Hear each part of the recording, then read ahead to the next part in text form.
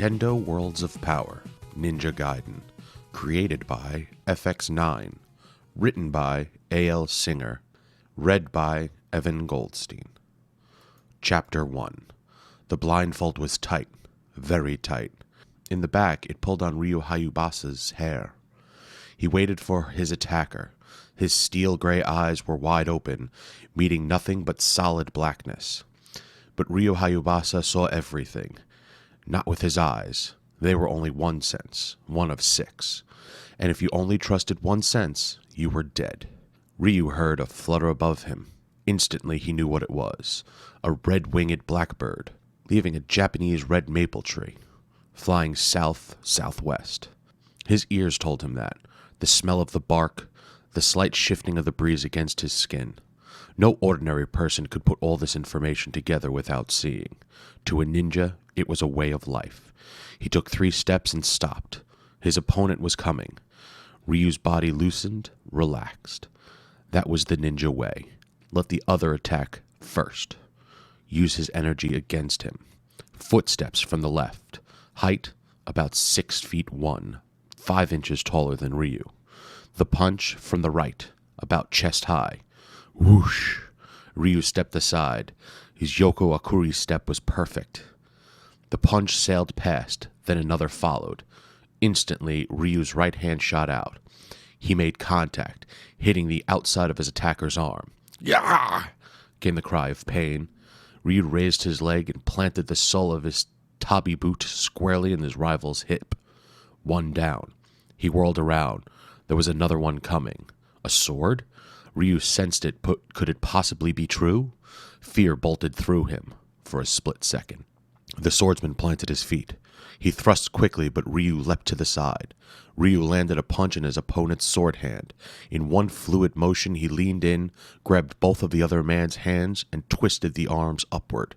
Stepping behind the swordsman's leg, Ryu threw him to the ground. "Oof!" The man cried out, landing with a heavy thud. Ryu stood upright again. He balanced his weight. Let his arms go slack. He was prepared for the next challenge. Instead, he heard voices, mumbling voices. He knew who the voices belonged to, and he knew they were not going to attack him. Ryu was safe. But he was scared. For the first time in all his 13 years, he felt fear racing through him. Ryu, who could laugh in the face of a knife-wielding marauder. Ryu, who wouldn't flinch if a samurai were to suddenly rise from the dead and charge at him. These voices were making Ryu shake in his shoes, and when one of them boomed loudly, he couldn't keep himself from jumping. "You may remove your blindfold, Ryu Hayubasa," the voice said. Ryu did as he was told. A few yards away, 3 black belt ninja instructors stood near a ginkgo tree. The one in the middle, Akira, had been his mentor since birth. Now, Akira was staring at him. Ryu tried to swallow, but his throat was too dry. He felt as if a flock of Japanese butterflies had broken out of cocoons in his stomach. With a weak smile, he asked, "Did I do it?" Akira walked over to him, slowly. His face was grim and concentrated, but he averted Ryu's eyes. Panic gripped Ryu. What had gone wrong? Akira stopped 2 feet from his prized pupil. He grabbed Ryu's shoulder firmly, and before he spoke, his eyes betrayed a glimmer of what? Fury? Mockery? Mischief? Happiness? Ryu couldn't tell. "Ryu," Akira said softly, "congratulations. You have achieved your Dan grade. From this day on, you are the highest class of ninja warrior, and the best I have ever seen in my life." Ryu tried to keep calm. He wanted to thank Akira humbly. He wanted to say it was Akira, not he, who deserved the praise. But when he opened his mouth, only one word came out. Yahoo!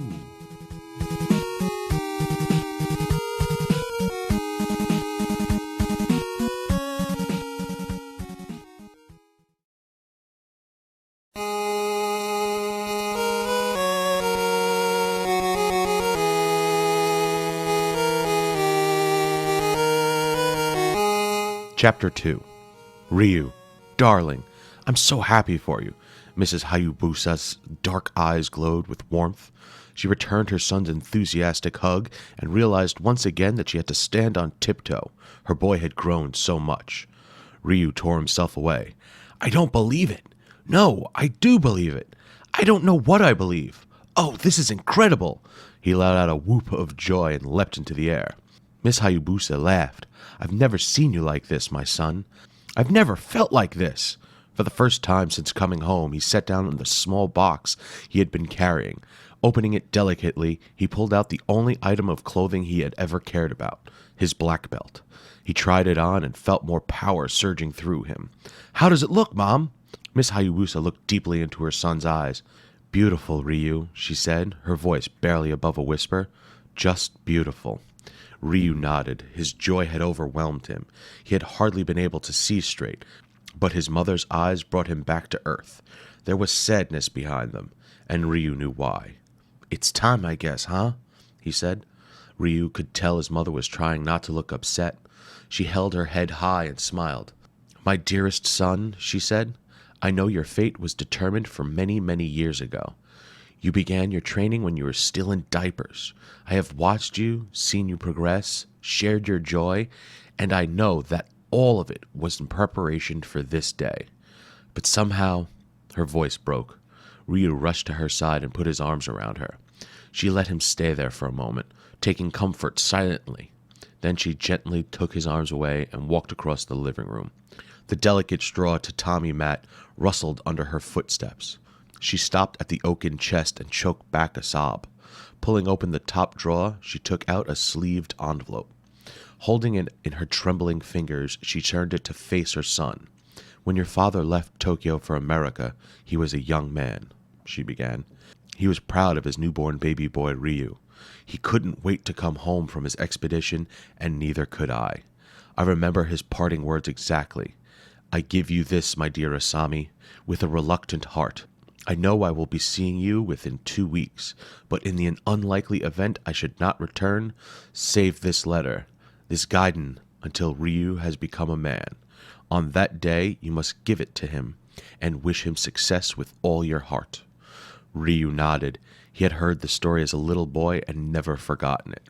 I was startled, Miss Hayabusa continued, but your father comforted me. He assured me he would come home, and I believed him. She lowered her eyes. Never did I think I would have to give this to you, Ryu. A tear rolled down her cheek as she handed her son the envelope. Ryu took it. He felt icy cold, numb. He was torn between the urge to comfort his mother and the call of destiny that had driven him every day of his life. The envelope was yellowed with age.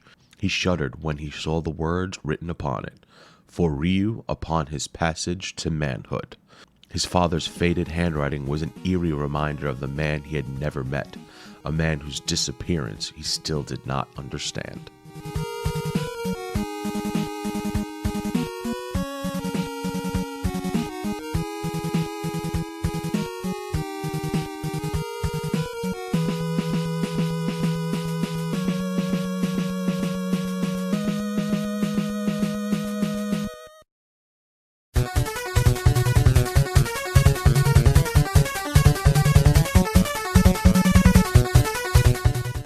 Chapter 3.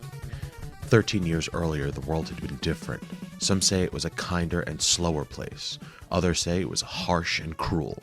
To Dr. Ken Hayabasa, an American-born Japanese archaeologist, it was simply the most exciting time to be alive. His wife had given birth to a handsome, healthy son, and he had finally begun the expedition of his career, the one that was sure to win him a worldwide recognition in his field. He was beyond happy. He awoke each day practically exploding with joy. Although he knew his trek might be dangerous, he had taken all the necessary precautions. How could he have known that his precautions were in vain? How could he have possibly known the bizarre fate that awaited him? "Randolph, you're a wimp!" Ken Hayabasa pounded through the dense brush of the Amazon jungle. Overhead, the noon sun was a fireball that seemed to lick the skin with its flames. The humidity clung to him. Tropical insects hovered in thick swarms around his face. The low-hanging branches whipped him at every turn, but he barely noticed any of it. He paused a moment and adjusted his backpack and sword belt. He remembered how his colleagues had laughed when he insisted on taking the sword. No matter, not even the most up-to-date ammunition made him feel as safe as his sword. It was an old and trusted friend, and in times of need, friends never let you down. "Randolph!" he called out again. "Have I lost you, old fellow?" Several yards behind him, an overweight bearded man stumbled through a greenish-yellow thicket. He crashed to the ground, sending the contents of his backpack sprawling. "I don't know why I ever agreed to go along with this crack-brained scheme," he mumbled. Dr. Hayabasa sprinted over to help him up. "For the pursuit of knowledge, my friend," he said with a laugh. "Surely this can't be the Dr. Randolph Wimple, shining star of the University of Peru Archaeology Department." "Spare me the guilt trip, Ken," Dr. Wimple replied. "Can't we just sit for a minute? You may be a black belt ninja, my friend, but I'm an ordinary human. The ruins have been there for hundreds of years. They'll be exactly the same whether we get there now or 5 hours from now." "Yes, but my son is changing by the minute," Dr. Hayabasa said, pacing anxiously. "I can't wait to return to my family with the news of our great success, Randolph." Dr. Wimple sighed. "Just my luck to get stuck with a romantic sap. All right, if we must hurry, so be it. Just be careful. You know the dangers." Of course he did. Every archaeologist knew them. Of the 29 explorers who had tried to reach the ruins, none have ever returned. No bodies have ever been found. No one knew what was inside the ruins. There were rumors of dragons and monsters, but those were never taken seriously. One thing was clear, though. Whatever was there must be of great historical importance and awesome power. "Demons, eh, Randolph?" Dr. Hayabasa chuckled. "You're afraid of some drooling, fire-breathing monsters going to gobble us down? Is that it?" "Well, no. I was just saying that—" "Don't forget, Randolph, this is the late 20th century," he resumed his pacing.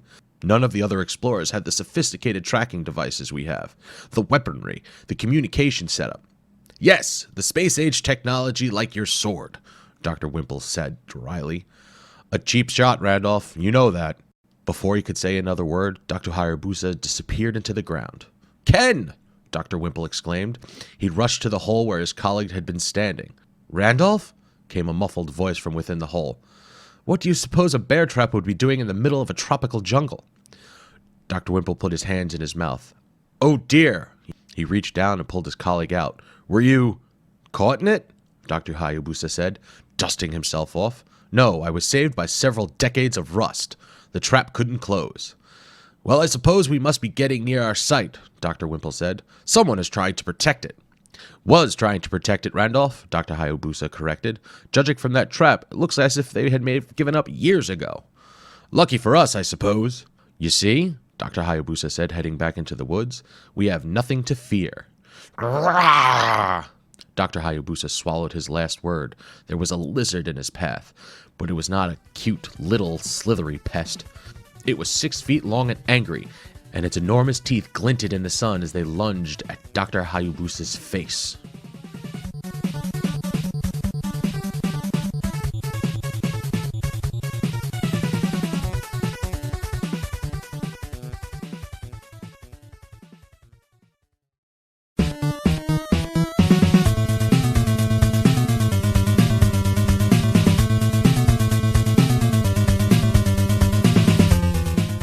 Chapter 4. Dr. Hayabusa leapt from the monster's path. He fell to the ground. Scrambling to his feet, he unsheathed his sword. The beast stared at him. His eyes rolled about on either side of his face. Its short, stocky legs stuck out on the sides of its scaly body and curved down, like a person on top of a push-up. Slowly it approached, letting out a fearsome hiss. "Spirit, Ken!" Dr. Wimple cried out. Dr. Hayabusa walked backwards. He held his sword steady. "Come this way, Randolph. Walk slowly. It won't harm us. It needs to conserve its energy." Dr. Wimple obeyed. "How could you possibly know that?" "The creature is a Komodo dragon, Randolph. Until now, it has only been found in the Indonesian island of Komodo, having somehow survived extinction. As a cold-blooded reptile, it often sleeps in the sunlight, replenishing its energy. You could see this one is a bit sluggish. At night, it will undoubtedly be quick and ferocious." "Thank you," Dr. Wimple said, trembling. "I shall make sure not to be around here after dark." "What a zoological find! The first of its kind discovered in the West." Dr. Wimple nodded. Fine, we'll write a report. Now let's get out of here before we become its lunch. They took off, scampering deeper into the jungle. The trees grew closer together, the brush thicker and thornier. Dr. Hayabusa used his sword to cut a path. They bushwhacked for hours under the afternoon sun. The jungle festered. The humidity practically suffocated them, and they had to stop every few feet to catch their breaths. Even Dr. Hayabusa was running out of steam. When they reached a clearing, Dr. Wimple flopped onto the ground. "Siesta time," he said. "I don't care what you say." Dr. Hayabusa took a map out of his pocket. He studied it carefully. "If I'm not mistaken, Randolph, we're already at the—" "Ken, look!" Dr. Wimple shouted. Suddenly his fatigue disappeared. He ran across the clearing to a strange, rounded stone that stuck out of the ground. Pulling a spade out of his backpack, Dr. Wimple ferociously dug around the stone. It was a large, flat tablet, covered with intricate etchings. Dr. Hayabusa joined his colleague, and together they pulled out the tablet. They set it down, and Dr. Hayabusa began to translate.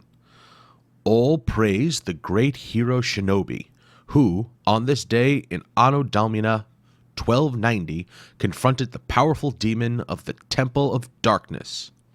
"Shinobi?" Dr. Wimple interrupted. "That's impossible. How could a Japanese be in the Amazon 200 years before Columbus?" His eyes aglow, Dr. Hayabusa read on.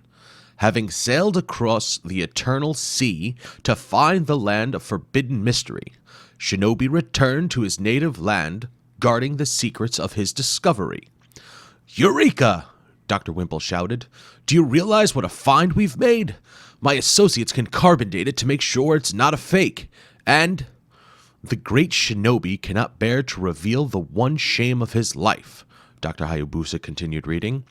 "His only failure as a warrior, when the demon's body lay bloodless on the ground, slain by Shinobi's sword, its power lived on.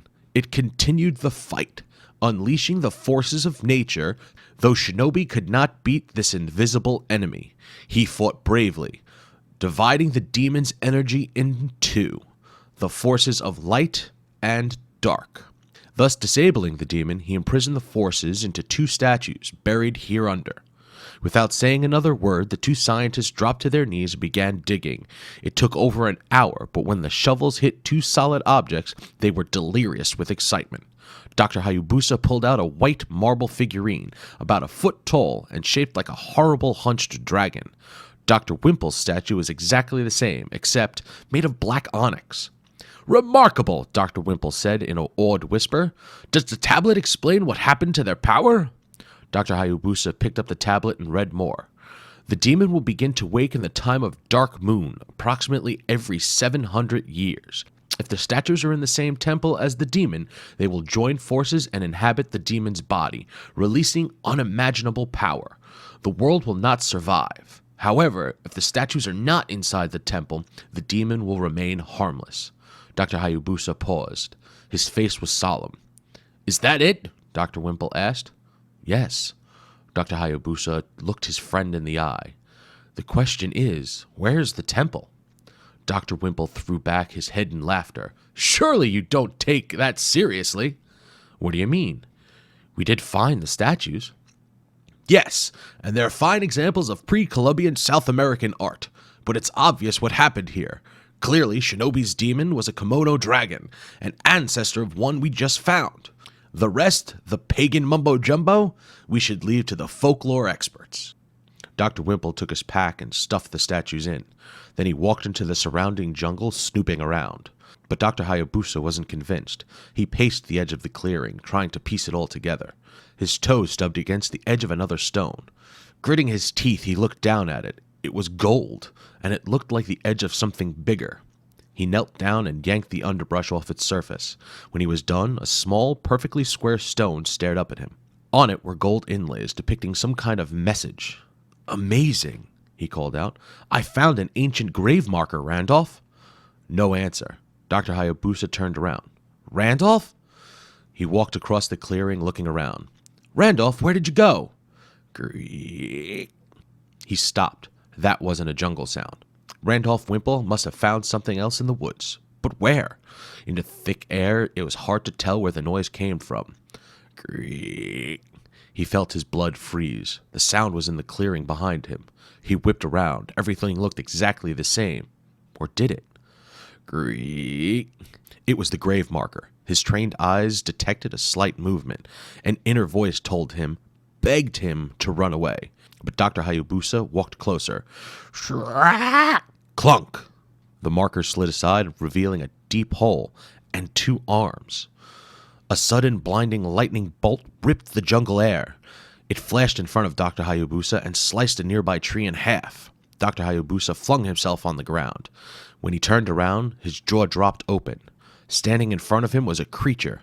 It was human, but only barely. Each foot had 3 enormous claws. Its bare chest rippled with muscles that looked like cast iron. Deadly sharp ram horns jutted out of the steel mask that covered his face. In his right hand, it held a sword. In its left, a gleaming shield emblazoned with the letter J. And when it spoke, the ground shook. "Give me the statues," it demanded. "Not on your life, sheepface," Dr. Hayabusa said. The warrior thrust the sword. The mighty stroke caused the trees to rustle. With a perfect ninja front roll, Dr. Hayabusa escaped the sword and sprang to his feet. In one swift motion, he pulled his own sword and lunged. Clang! It hit against his enemy's shield. Dr. Hayabusa stepped back, waiting for the next move. The warrior dropped his sword. With a casual but powerful gesture, it reached upwards. Dr. Hayabusa watched with eagle eye. Crack! Another bolt of lightning sliced the sky. This one connected with the warrior's outstretched hands. Dr. Hayabusa stared in disbelief. How could this thing have survived that hit? It brought its arms forward and pointed. Zzzt! Dr. Hayabusa took the full force of the electrical current. He crumbled to the ground. "A freak storm!" came a voice from behind him. "Well, maybe there'll be a break in the humidity." Out of the corner of his eye, Dr. Hayabusa saw Randolph Wimple emerge from the surrounding brush. He propped himself on weakened elbows. "Run!" he croaked, his voice raw. Dr. Wimple froze in his tracks. He looked from Dr. Hayabusa to the warrior. "Ken! Who? What?" "Run for your life," Dr. Hayabusa croaked, "and follow every step of Emergency Plan F. Do you understand?" "But I can't just leave you." Dr. Wimple was cut off by another electric jolt. It drilled a clean hole through the tree next to him. Dr. Wimple was off in a flash. He had never run so fast in his life. "Good riddance," the warrior snarled. "Now give me the statues." "Never," Dr. Hayabusa said, stalling. By now, Dr. Wimple would be 50 yards away, with both statues. Zzz! Another jolt made Dr. Hayabusa arc in pain. "All right," he said. "At least leave me with enough strength to open my pack." The warrior waited. With agonized slowness, Dr. Hayabusa removed his backpack. The longer he took, the further Dr. Wimple would travel. He set the pack down, fumbled with the laces. He removed the canteen from the top. He dumped the contents on the ground.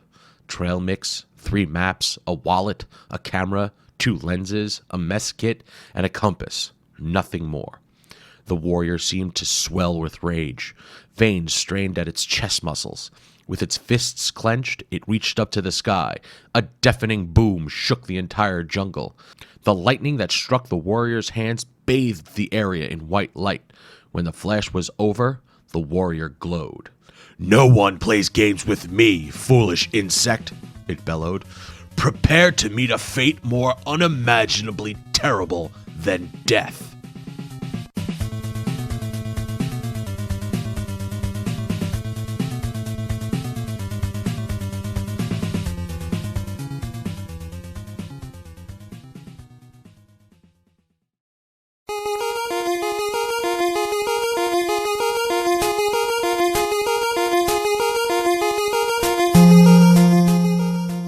Chapter 5. Randolph Wimple was sick with guilt, but that wasn't all. He limped from a twisted ankle. His pants were ripped from a thorny bush, his hair matted with sweat. From head to toe, he was covered with dirt. As he stumbled into the hotel at the edge of the jungle, people avoided him. The hotel lobby was stuffy and hot.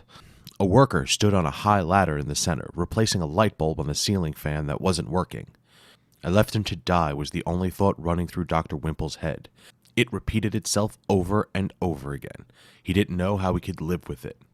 Hobbling across the lobby, he reached a bank of telephone booths. He tried to enter one, but his backpack wouldn't fit. He took the pack off and put it on the floor, making sure to wrap the shoulder harnesses around his ankles, just in case. Plan F, he muttered, fumbling in his pocket for change. What was Plan F? His fingers shook as he deposited his coins in the phone. It seemed to take forever, but his secretary finally answered. Ellie? Wimple here. Listen closely. You've got to send... What? No, Ellie. I won't be making the faculty seminar on Monday. I don't even know if I'll be alive on Monday. A twinge of pain shot up his leg. Must be the twisted ankle, he assumed. He shifted his weight to the other foot. He looked down and checked the backpack. It was gone. There was a clattering of footsteps across the lobby's linoleum floor. 2 men in white shirts were running away. One of them held the pack. Dr. Wimple dropped the phone receiver. He raced across the lobby. His exhaustion was gone, and he could barely feel his feet touch the ground. It took about 5 steps for his ankle to give out. Yeah! Dr. Wimple flailed his arms, grabbing the ladder for support. At the top, the worker windmilled his arms, trying to keep his balance. The light bulb flew out of his hand. Pock! The bulb exploded on the floor, sounding like a pistol shot. Startled, the 2 thugs jumped. They dove to the floor. At the same time, Dr. Wimple collapsed in pain. He landed in a heap, his outstretched arms inches from the backpack. The thugs lunged. Dr. Wimple grabbed. Give me that, Dr. Wimple said, desperately clinging to the pack. The thugs ripped open the top. One of them reached inside. The other pushed Dr. Wimple, but not before Dr. Wimple had his hands inside the pack. His fingers closed around something smooth and heavy. He hoped it was the statue. Yeah! Cried one of the thugs, shoving Dr. Wimple violently. Dr. Wimple rolled away, pulling out whatever it was in his hands. When he stood up, he saw the 2 thieves scrambling out the doorway with the backpack. He felt his arms being grabbed. All right, you bum, you're out of here, came a gruff voice. Dr. Wimple looked to his right and left, into the stern faces of 2 hotel security guards. Pardon me, senors, he said, but you have the wrong man. That was all he could say before they tossed him out the front door. He cried out in excruciating pain as he landed on the well-trampled dirt out front. When the first wave of pain settled down, he looked to his hand. He was gripping it so tight that his knuckles were white as the object he was holding, the light statue. It had been the worst day of Dr. Wimple's life. He had abandoned his colleague, broken his ankle, been humiliated by hotel guards, and allowed 2 common criminals to steal one of the most valuable relics known to man. But he had one small satisfaction. The 2 statues were separate. They could never end up in the temple together. Not that he really believed the ancient inscription, but you never know.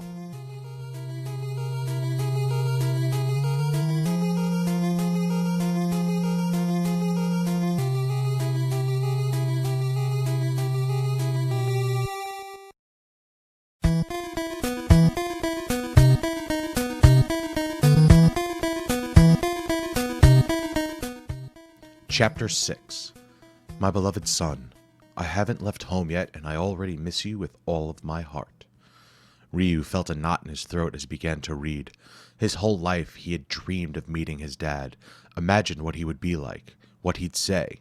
Now his dad's own words were staring at him, talking to him, like a conversation after all these years. Half a conversation, really. Ryu longed to answer. I miss you too, he would say. Then he would fill his dad in on the 13 years. There was so much to tell. His dad would barely get a word in edgewise. He sighed. All he could do was read, imagine, dream. It was better than nothing. Each day away from you I will always regret, and when I race home in 2 weeks, your poor mother will not be able to tear you out of my arms. Then I will rip this letter up. You will never be able to read it and laugh at my sentimental feelings when you are a teenager. If you are reading this, my son, it means that I did not return. It means that you are now at the end of your training, and you are ready to complete the mission I had failed. Ryu, when I leave for South Africa, I will take my second most trusted sword. I leave the first, the dragon sword, for you.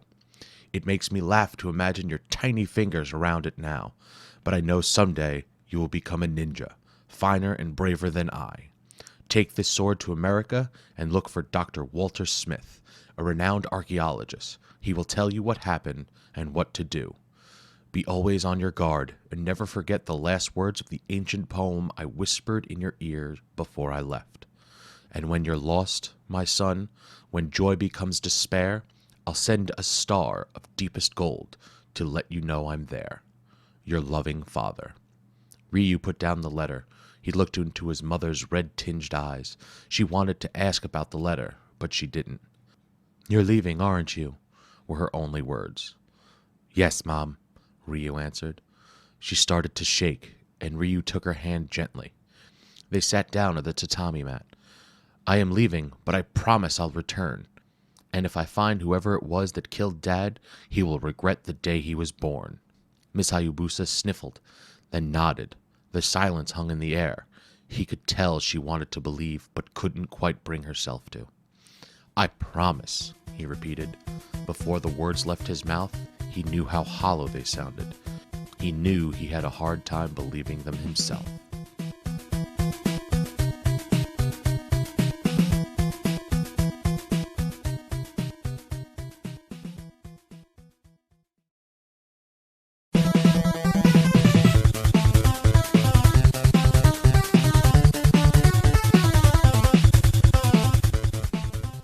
Chapter 7. Ryu looked up at the sign above the wrought iron gate. Galesburg University. This was the place, Galesburg, New Mexico, home of Dr. Walter Smith. It had been a long trip. After reading his father's letter, Ryu had taken the first flight from Tokyo to Los Angeles. At the airport, he had spent 2 solid hours at a payphone tracking down Dr. Smith's address.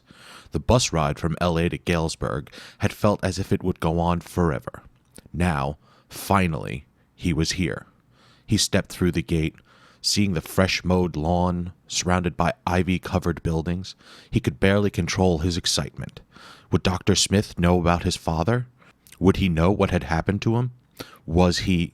Suddenly, Ryu was jerked backwards. "Where do you think you're going, pal?" Ryu looked up. The voice belonged to a campus security guard. There was one on either side of him, gripping the sleeves of his solid black ninja uniform.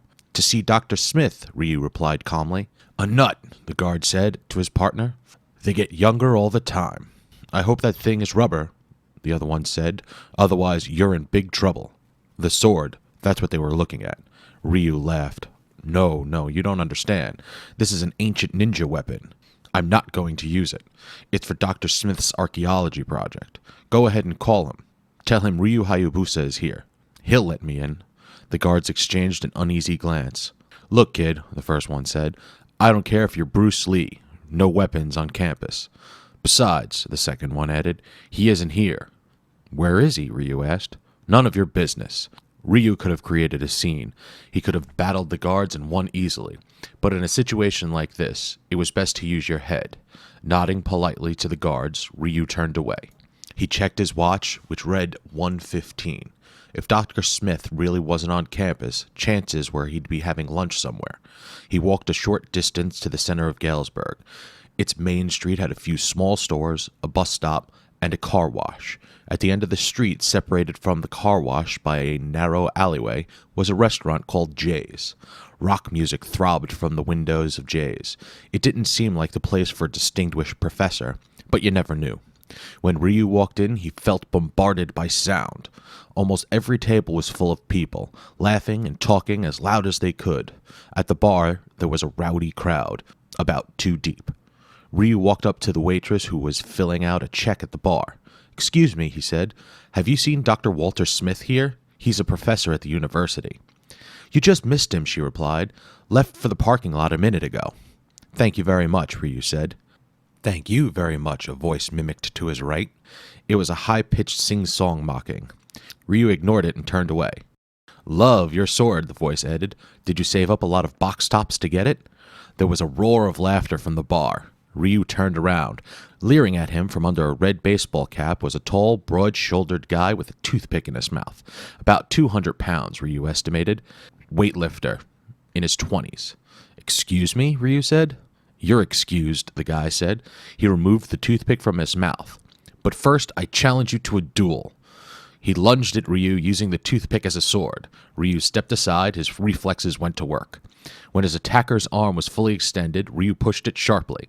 At the same time, he stuck his leg in the man's path. With a grunt of surprise and pain, the attacker fell to the floor.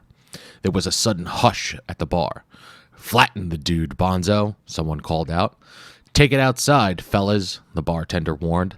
Springing to his feet, Bonzo was flushed with anger.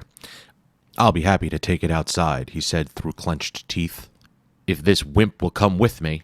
Ryu nodded. "If that's what you want. But you have to put away your toy." "If you mean my sword," Ryu said, "I would be happy to face you without it." Bonzo rolled up his sleeves of his flannel shirt. "Okay, buddy, let's go." He began walking to the door. Instantly, 5 muscular men rose from their stools at the bar. Ryu felt as if he was facing the front line of the Dallas Cowboys. He followed Bonzo outside and into the alley beside the building. The others clumped behind him. Scraps of food and paper littered the alley. 3 small animals scurried under a hulking dumpster. When Ryu stopped, he was surrounded by men, in the shadow of the restaurant. They were dark and faceless. "Sword off," Bonzo demanded.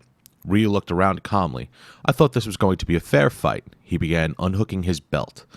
"But I learned long ago that fighting a gang of cowards is much easier than fighting one honest opponent." Bonzo's body tensed with fury. "That does it! Get him, boys!" At once, they all jumped towards Ryu, fists flying. Ryu fell to the ground and rolled away, still clutching his sword. He came to his feet in the clear, several yards away. He was close to the alley entrance. If he wanted to, he could have run away. Instead, he faced his bewildered attackers and said, "What would your coach say about that move?" Snarling, they ran towards him. "Stop!" a voice suddenly shouted from behind Ryu. The men all obeyed. Their eyes were wide with shock. Ryu spun around. He came face to face with a beautiful young woman, not much older than he was. It wasn't her the men were shocked to see. It was the pistol in her hand, pointed at Ryu. Ryu was a ninja, but even a ninja wasn't invulnerable, and he didn't even have time to think before she shot him point blank.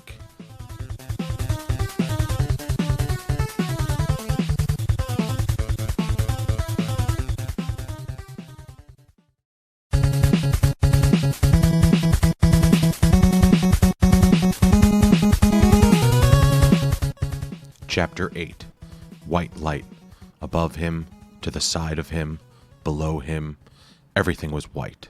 Something passed in front of him. He could tell by the slight shift in the room's air, by the gradation of darkness that went slowly by. After all, a ninja was a ninja. Alive, or... Ryu couldn't finish the sentence, even in his thoughts. He struggled to open his eyes, but couldn't. He tried to move his hands, but they were locked. When he attempted to speak, his mouth wouldn't budge. Whatever was in the room moved. It was coming closer to him. It had a voice. "Ryu." The white light moved and flickered. Ryu saw a sharp outline, a light fixture, then nothing. He realized his eyelids were fluttering. "Ryu Hayabusa, if you can hear me, nod your head." Ryu felt waves of pain and nausea as he tried to obey. "Ugh," he managed to groan. He was alive, and he still had his sword. He could feel it by his side. Slowly, he sat up. He was in a small white room with a fluorescent light above. There were no windows, just an air conditioning vent. The girl was standing before him, the one who had shot him. She waited patiently for his eyes to settle on her. Then she thrust a small, heavy sack into his right hand. "Take this," she said. "Don't ask any questions. Just run." "But who are—" Ryu began to ask. "If you want to live, then go now," she said, cutting him off. Her tone of voice meant business. Clutching the sack, Ryu ran out the door. His footsteps clattered against the metal floor of a long, dark hallway. He breathed stale, musty air. In the distance, he could hear a shrill siren, probably an alarm. He wound his way through a maze of hallways. At the end of one, there was a long stairway leading upwards. At the bottom step, he looked over his shoulder. No one was following. He was in luck. He sprinted up the stairs to a heavy steel door. Pushing it open, he stepped outside. The door opened in the back of a tiny cave. Surrounded by total darkness, Ryu felt his way along the craggy walls. When he got to the cave opening, he walked out into the sun-baked New Mexico desert. The cave was in the side of a long, flat mesa. About a mile to his right, the town of Galesburg lay at the foothills of the Sandinas Mountains. Ryu ran towards the town. When he was sure no one was following him, he opened the sack he had been given. Inside was a small statue made of some black substance that looked like marble. It had the shape of a dragon, hunched and snarling. Probably some smuggled sculpture, he thought. He decided to hold on to it. After he saw Dr. Smith, he could take it to the police station. This time, when he got to the university gate, the guards weren't so unfriendly. "What did you say your name was?" the first one asked. "Ryu Hayabusa," Ryu answered. "That's what Dr. Smith said," the other one interjected. "He mentioned my name?" Ryu asked, confused.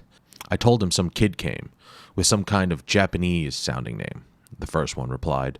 "I tried to remember it, but got as far as Haya." His eyes lit up like a Christmas tree. The second one added with a smile, "I guess he knows you. Go in. First building on your left, room 217. "Thanks." Ryu ran across the quadrangle and into the building. He knocked on the door to room 217, then turned the knob and entered. The first thing he noticed were the maps, dozens of them, plastered on the walls, strewn all over the surfaces. There were floor-to-ceiling bookshelves on each wall, stacked with papers, magazines, tapes, books. And in the center of it all was a rumpled old man with a thick white beard and a potbelly.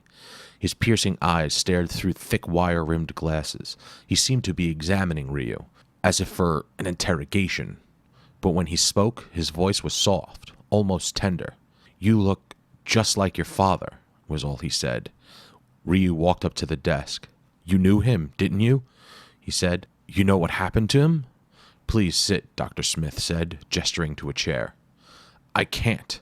Emotions were coursing through Ryu like electric connections. He wanted to jump with joy. He wanted to ask Dr. Smith 1,000 questions at the same time. The last thing he wanted to do was sit. Dr. Smith nodded. "I don't blame you." He sat back in his chair. A trace of a smile emerged from behind the beard. "You know, I almost thought Plan F had failed. I was beginning to think I'd never meet you. And now, here you are. Grown, handsome, strong. Exactly the way your father imagined you would be. And of all times for you to come." Ryu couldn't stand it any longer. "Please, Dr. Smith," he pleaded. "Tell me what I'm doing here. Tell me what happened to my father." "Very well, my boy." Dr. Smith picked up a pipe from his desk and stood up. He began pacing the room, every once in a while taking a deep puff. "To begin with, I'm not Dr. Smith at all. At least I wasn't until Plan F took effect 13 years ago. He stopped and looked at Ryu in the eyes. "Ryu, my real name is Randolph Wimple." He went on without stopping for an hour. He told all about the expedition 13 years ago, about the tablet, the inscription, the fearsome creature whose shield was marked with a J, the thugs at a hotel. Before his ears, Ryu's father was coming to life. He could imagine his dad sacrificing himself for Dr. Wimple and the statues. He could picture the fight with the lightning-grabbing monster in the jungle. Yet somehow he still couldn't believe that his father had lost. Even though he'd never met his dad, he felt that he knew him. And the man that he knew wouldn't have let himself be killed. Ryu put the thought out of his mind. It was a pipe dream. All that mattered was vengeance. "And so," Dr. Smith said, "we had thought of 6 emergency plans in advance. Plan F was only to be used in case of extreme danger. That is to say, if the mission was a failure and one of us didn't survive. And if there was a chance for retaliation. In Plan F, the survivor would change his identity and relocate. We chose our names in advance. Mine would be Walter Smith. And that's why I was able to locate you," Ryu said. "The note he left me to be opened only if Plan F was in effect." "A smart man, your dad," Dr. Smith replied. "In the midst of battle against that thing, he had enough wits about him to call for the plan. He was smart enough to realize that someone might try to come after the statues, and he knew that someday you'd find me." "The light statue?" Ryu suddenly said. "The one that wasn't stolen. Do you have it?" Dr. Smith pointed to a painting on the wall. "Behind that painting, there's a very secure wall safe. The light statue has been there for 12 years, ever since I got my job here. I have reason to believe that there are forces who would like to have the statue, but they haven't been able to track me down. Perhaps they're still looking for a man named Whipple." Who would they be? Art collectors? Dr. Smith moved closer to Ryu. His voice suddenly became hushed. Ryu, I have done much research since my expedition with your father. Back then, I laughed at the idea of a sleeping demon. I have since found that it does exist. Ryu gave a skeptical look. I'm not a crackpot, Ryu. Far from it. The demon lies in a huge rock mesa near the Peruvian Andes. I've also studied all the inscriptions and legends that pertain to the shinobi's fight in the 13th century, and I have calculated that the demon is scheduled to awake soon. The time of the dark moon is near. The man must be shell-shocked, Ryu thought. Still, there was something so cool and rational in his voice. How near? He asked. There was a glint in Dr. Smith's eye. This is why your visit today is so remarkable. If my figures are correct, the day of the dark moon, the 700th anniversary of the demon's hibernation, will occur tomorrow. Ryu let that sink in. It seemed too unreal, too much like a fairy tale. So what does this mean, Dr. Smith? The world is going to just explode or something? Dr. Smith smiled. No, tomorrow you and I can celebrate in your father's name. The world will be safe as long as I have the light statue away from the temple. Ryu lifted his sack and put it on Dr. Smith's desk. For what it's worth, he said, lifting out the shining black figurine, you now have both statues. Dr. Smith stared. His jaw went slack. Slowly he approached it with disbelieving eyes. How did you get this? He said, his voice barely audible. Package for Dr. Smith, a voice shouted at the doorway. A helmeted postal worker walked in, carrying a shoulder sack. He walked briskly towards the desk. Oh, Dr. Smith exclaimed, jumping with surprise. I wasn't expecting. The man threw down a clipboard. Sign here. The statue was now shielded from Ryu by the man's body. Ryu began walking around the desk. He didn't want to let the figurine out of his sight. As Dr. Smith grabbed a pen from his pocket, the man bolted for the door. See ya, fellas, he called out. The dark statue was gone.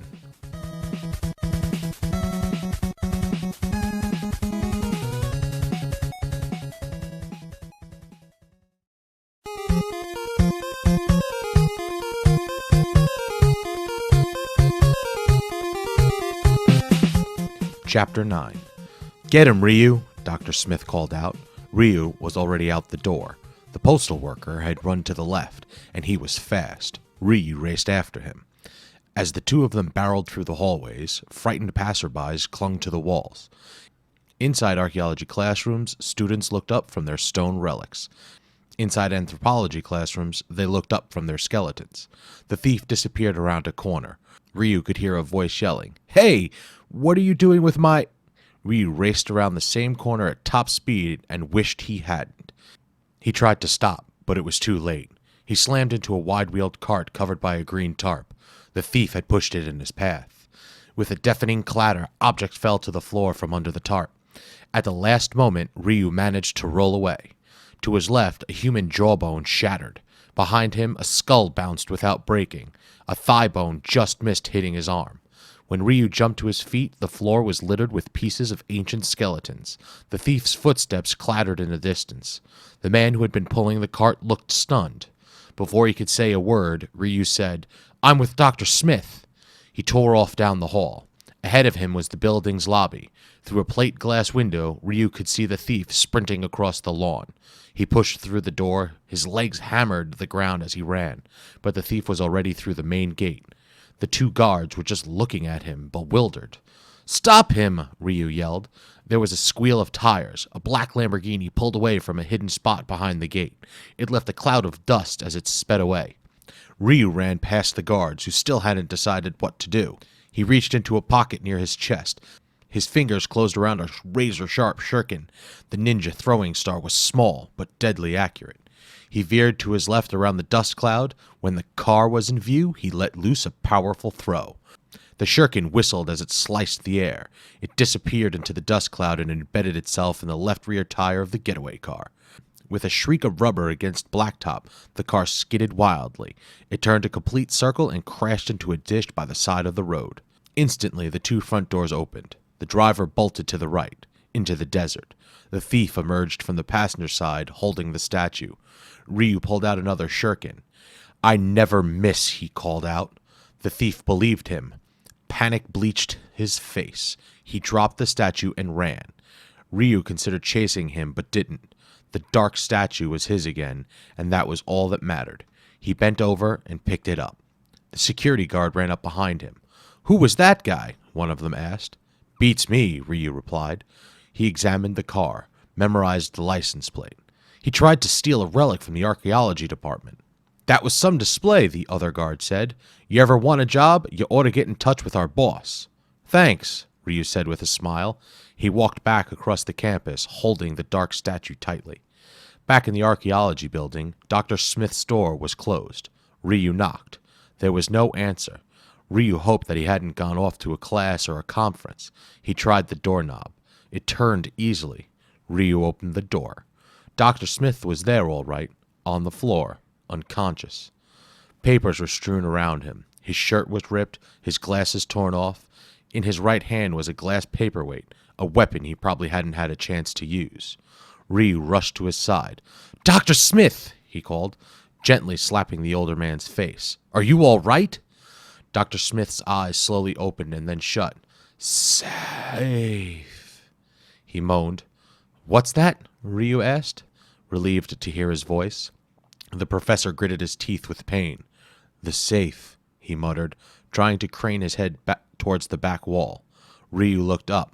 Where the painting had been, there was now a hole, a jagged, empty hole, surrounded by a ring of black. "The light statue," Ryu said under his breath. They took it," Dr. Smith grimaced as the words eked out of his mouth. "Who did?" Ryu asked. The answer came from the doorway. "Follow us, please." Ryu whirled around. 3 men stood there, each wearing gray suits, each holding a pistol.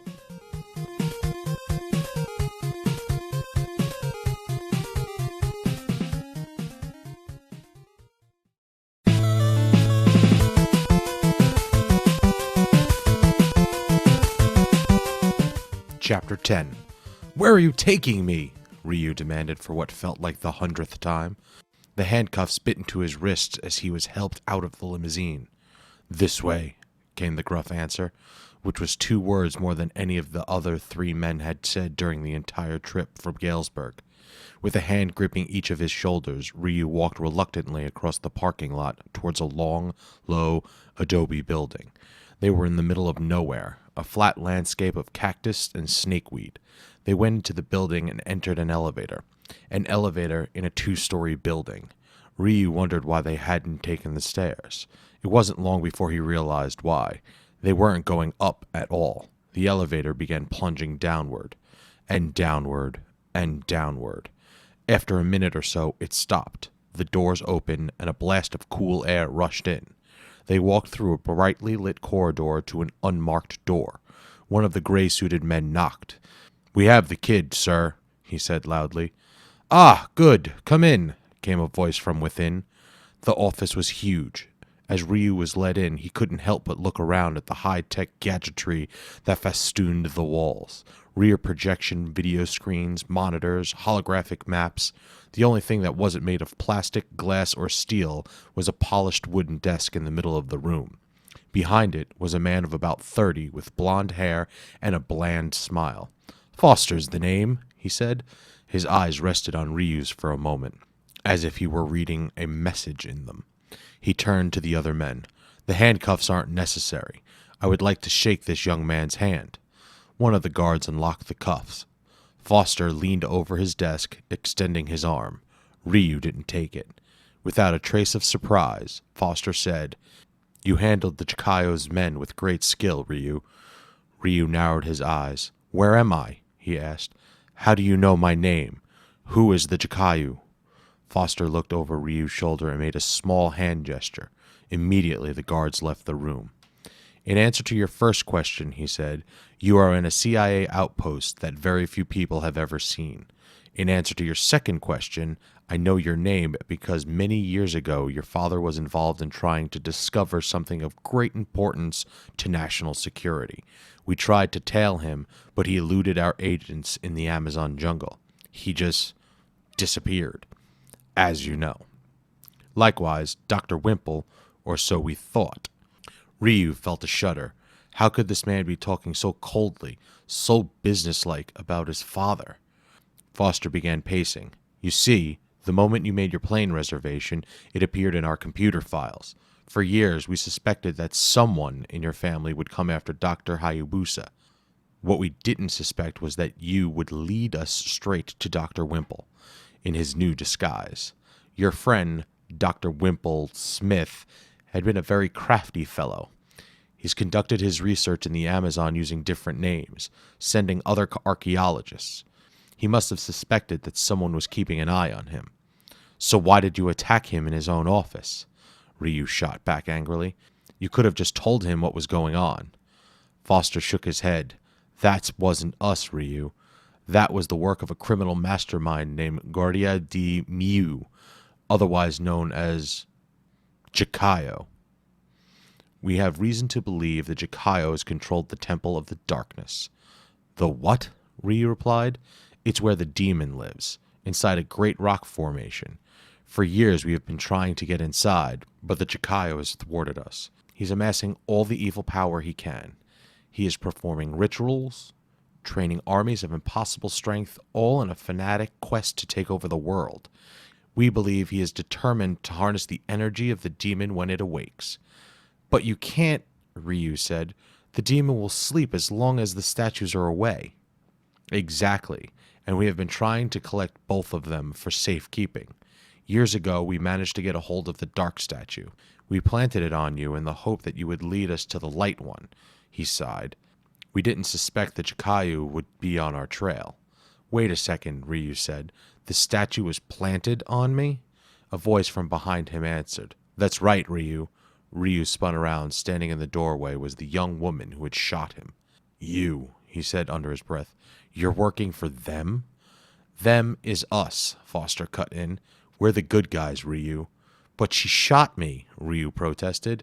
For your own protection, the young woman said, as she walked towards the desk. She explained, those men from the bar were dangerous. You were hopelessly outnumbered. My gun was loaded with tranquilizer darts. They dissolve in your skin without leaving a trace. But the shot scared off your attackers. I could have handled them, Ryu said. I'm a ninja black belt. Couldn't you see my outfit? The young woman shrugged. I thought I was a high fashion statement. So you brought me to CIA headquarters to give me the dark statue? A replica, Foster corrected him. We didn't want to risk anyone stealing the real one, but we thought you might need something to prove your identity to Dr. Smith. In other words, Ryu said, you abducted me, used me as your means for tracking down Dr. Smith, and caused me to chase the Jikayo's goons over the worthless statue, which forced me to be away from Dr. Smith while he was attacked. All that so you could get the light statue, which was taken from under your noses anyway. Good work, guys. Foster shook his head and grimaced. I'm afraid you're right. Even the most sophisticated organizations bungle things up from time to time. That's why we need your help. Why should I help you? You're an exceptional fighter, Ryu. I could tell by the way you went after the Jikayo's men. And if you truly are a ninja, you'll be able to penetrate the Jikayo's lair. Perhaps a ninja would have the understanding of the Jikayo's mystical powers, the young woman added. Ordinary forces have been helpless. Remember, Ryu, Foster said, he has the light statue now, and we must retrieve it before tomorrow. Of course we will pay you for your work. Ryu looked from Foster to the young woman. He had come to America to carry out his father's wishes, not to get involved in covert government operations, and not to be bought. What if I say no? Ryu said defiantly. Foster's face instantly grew cold.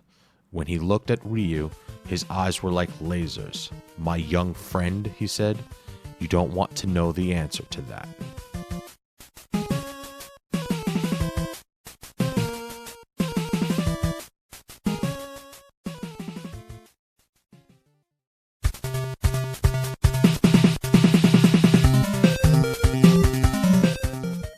Chapter 11.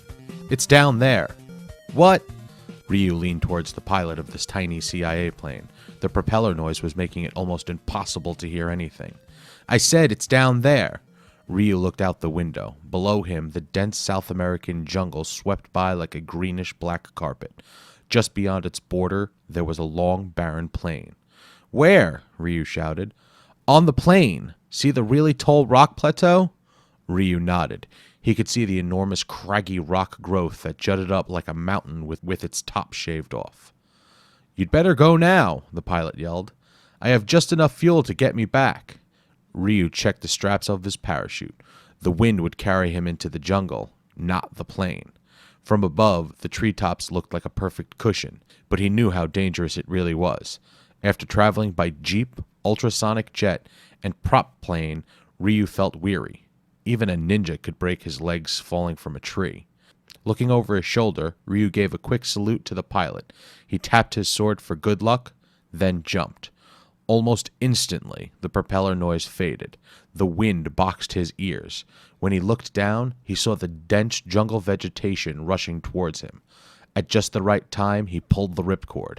He grunted as the unfolding parachute jerked him upward. Then slowly, he sank into the jungle. He landed gently in a small clearing. The ground was soft and springy from centuries of fallen leaves. Unbuckling his straps, he ditched the parachute and walked in the direction of the plane.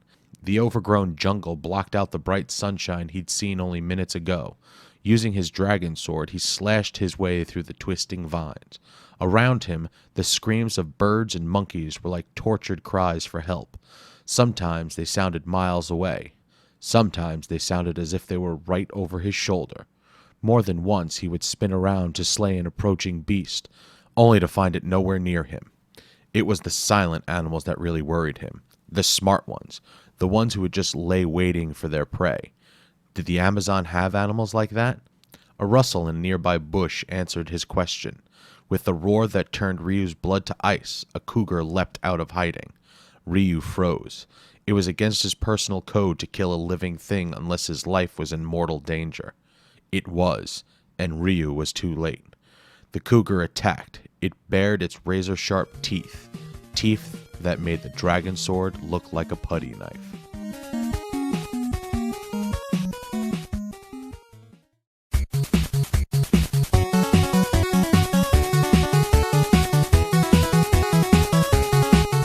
Chapter 12. Chi Power. The words flashed into Ryu's brain. It was the secret mental discipline known only to ninjas, the ability to cloud a person's mind. Using chi power, a ninja could appear invisible to an opponent. But would it work with an animal? Ryu used his Yoko Okuri sidestep. The cougar narrowly missed him, landing gracefully on all fours. With a deep growl, it turned towards Ryu again. Its eyes were bloodshot, its mouth drooling. Ryu looked into its eyes. He concentrated hard, blanking his mind of all but the chi energy. It came to him from the ages. It came to him as a full-grown source of power, born generations ago in the minds of the original ninja warriors. With their rugged training, attacking under cover of darkness with the power of chi, the ninja avenged the reign of terror of the all-powerful samurai. Some laughed at the idea of chi. It was all psychology, they said. Whatever it was working. The cougar's growl softened to a whimper. Before Ryu's eyes, it began sniffing the ground. It sensed Ryu was there, but it couldn't see him. Ryu walked away without making a sound. Before long, he came to the end of the jungle. The plain stretched out before him. All around, the earth was flat and arid. Clumps of shrub brush dotted the landscape, and lizards skittered about. In the distance, like a pyramid that had been heaved from the earth itself, stood the Temple of Darkness. It was more awesome than the photos Foster had shown him. The ledges of brown rock were jagged and brutal. It cast the only shadow for miles around. No plants, not even the tiniest patch of grass, grew anywhere near it. The wind that whistled around it seemed to be saying, "Stay away. Stay away." As Ryu walked toward it, he could feel its energy. It was as if the rock itself were breathing. It seemed to push at Ryu. Several times he found himself veering away. He could tell that any ordinary person would have changed course by now. But he was far from ordinary, and something inside him was telling him to go onward. He was there for a reason, and it wasn't because the CIA had sent him. No, the CIA was merely a step along the way towards Ryu's ultimate destiny.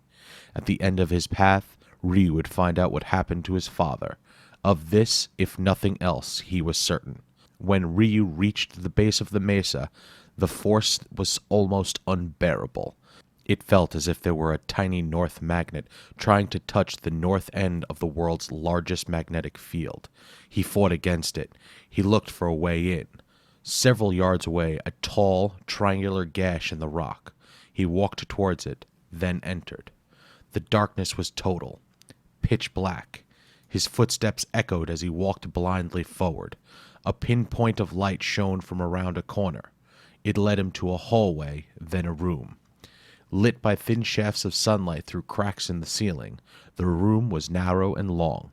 It was a natural cavern, and its cool, dry air chilled Ryu to the bone. A set of train tracks ran straight down the center.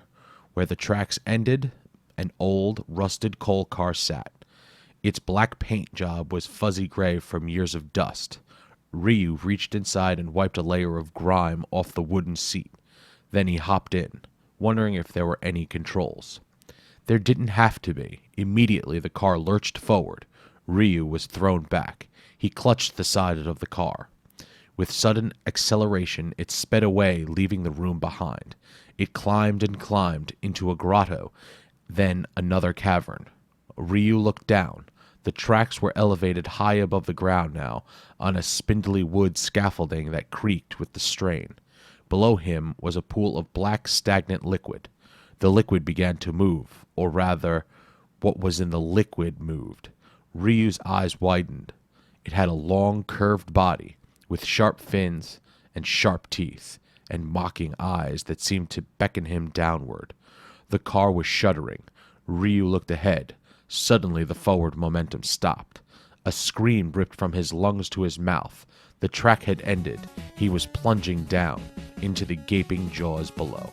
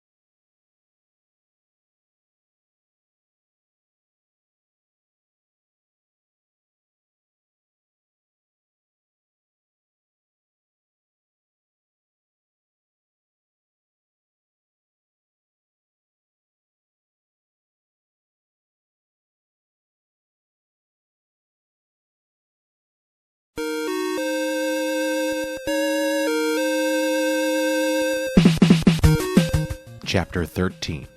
Inches from Ryu's face, the broken ends of the scaffold raced by. He jumped from the falling train car, reaching desperately with his hands. His fingers closed around a thin slat of wood. The momentum of his body carried him around the slat. He swung as if on a parallel bar. The scaffolding swayed and squeaked. Splinters of rotten wood fell into the black lagoon with hollow plop, plop sounds. When he stopped, he looked down again.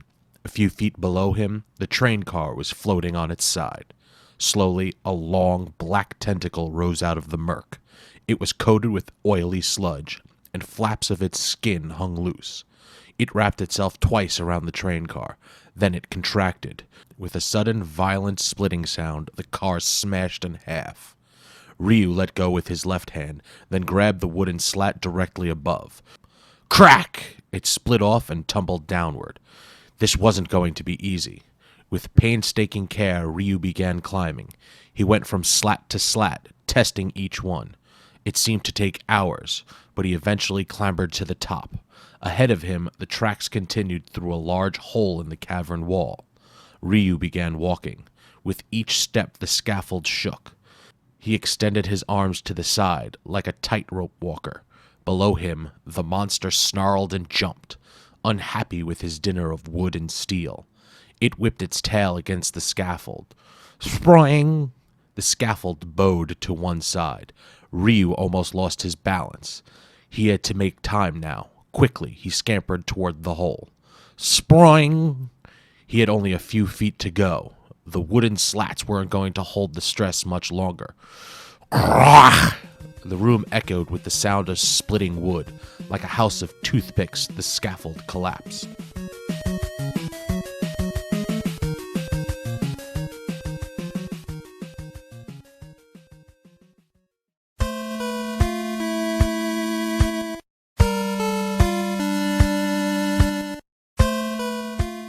Chapter 14.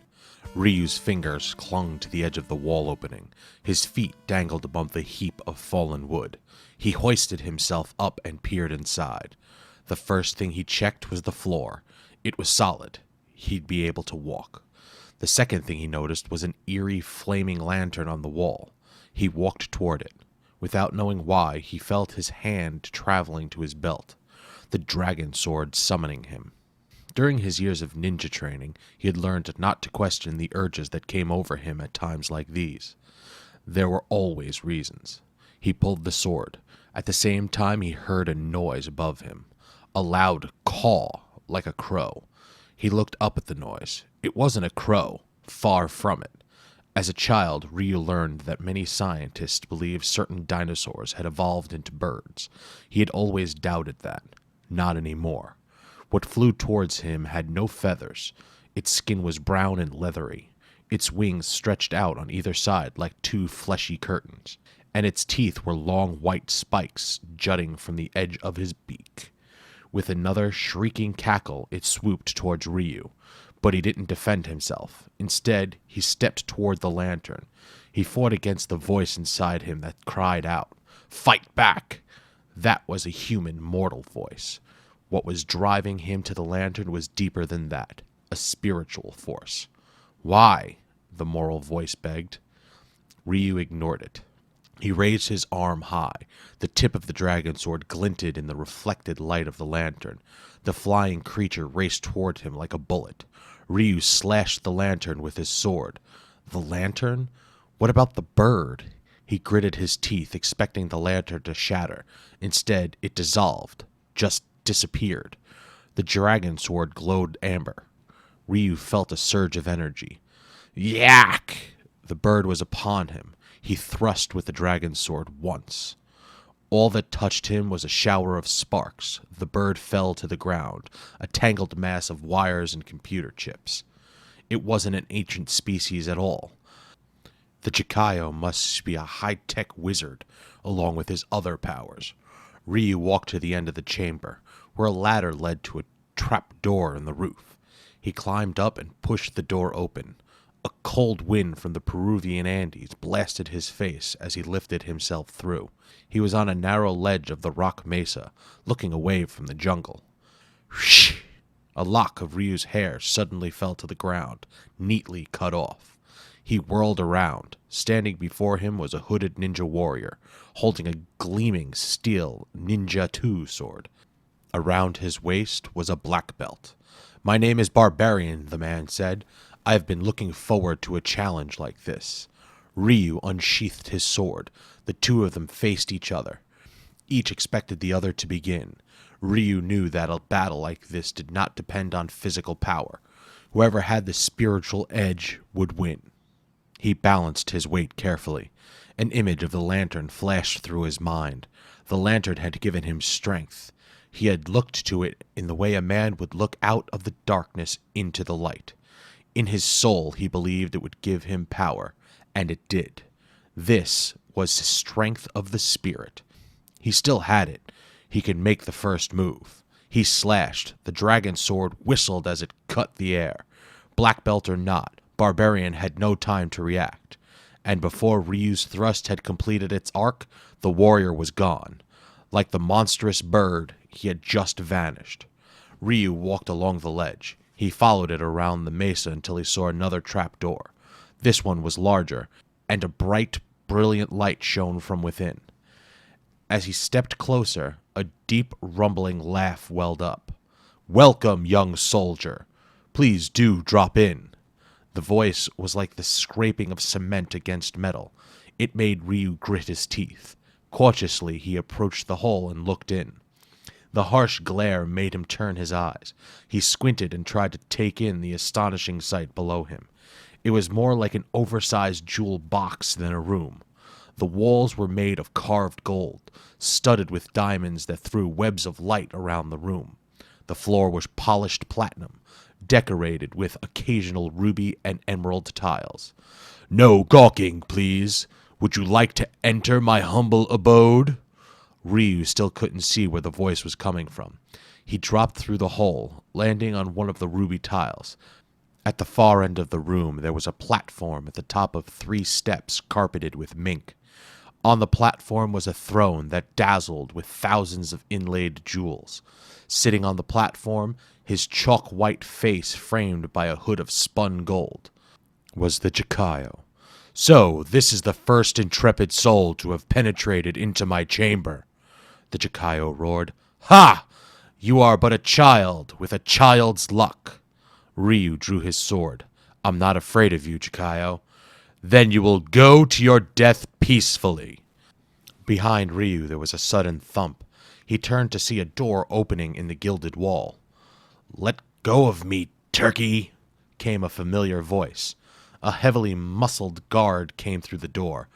Flailing in his arms, trying to pry away from his stronghold, was the red-haired girl from the CIA. "How did she get here?" the Jikayo demanded. "She followed behind the boy, Your Omniscient," the guard said. "He laid several rooms to waste. I caught her as she was trying to climb the great ladder." "Where is your weapon, dunderhead?" the Jikayo bellowed. The guard drew a gun from his belt. The girl went stiff with fright. The Jikayo laughed again. "Now, my young swordsman, give me the dark statue, or your devoted lady fair will come to an unseemly end." Fine, Ryu thought. The Jikayo didn't know that Foster had given him only a replica of the statue. The problem was, would he be fooled long enough for the time of the dark moon to pass? Trying to look defeated and hopeless, Ryu lay the statue at the Jikayo's feet. "On your knees!" the Jikayo thundered. Ryu ground his teeth. It repulsed him to kowtow to this barbarian, but if it would save a life. As his knees touched the ground, the girl blurted out, "Ryu, no! The statue is real! I gave you the real one by mistake. That's why they sent me after you." Those were the last words Ryu heard as a trick door fell open beneath him.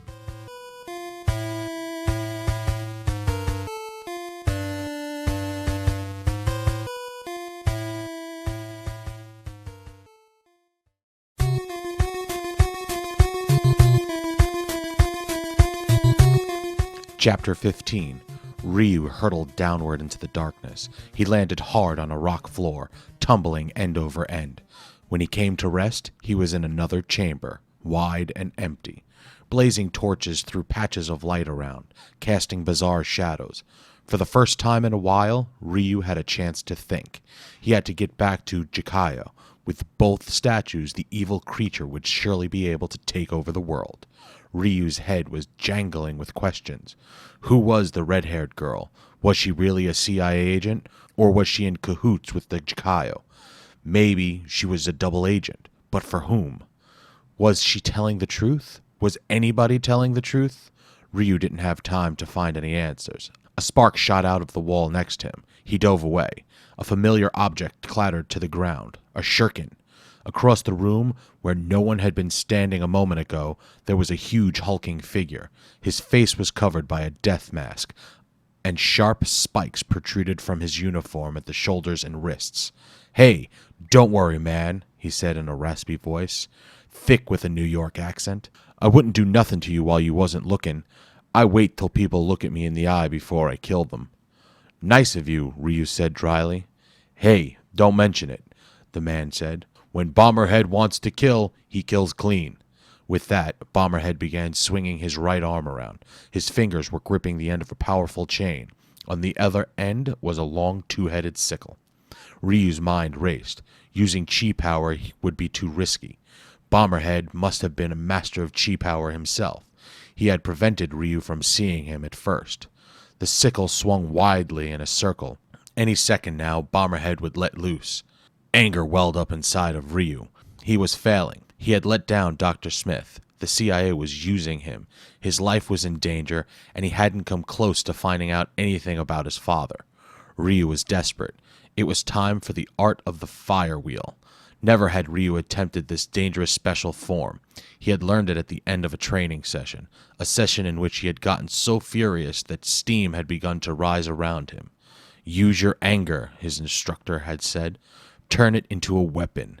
He had shown Ryu how. The results were so powerful, Ryu vowed never to try it unless he had no other choice. Now he had no other choice. He let his rage rise to a fever pitch. He felt his skin begin to turn hot. Then came the smoke. Bomberhead's eyes were growing wide with confusion. He swung the chain and sickle faster, preparing for a mighty throw. Was it going to work, or would it only be smoke? Ryu thought about his dad, about the senseless death he must have suffered. Whoosh! There it was, the fire. It surrounded Ryu's body, turned him into a human ball of flames. Bomberhead's swing faltered. He stood staring, slack-jaw. With a dull thunk, the sickle fell to the ground. Ryu stepped forward.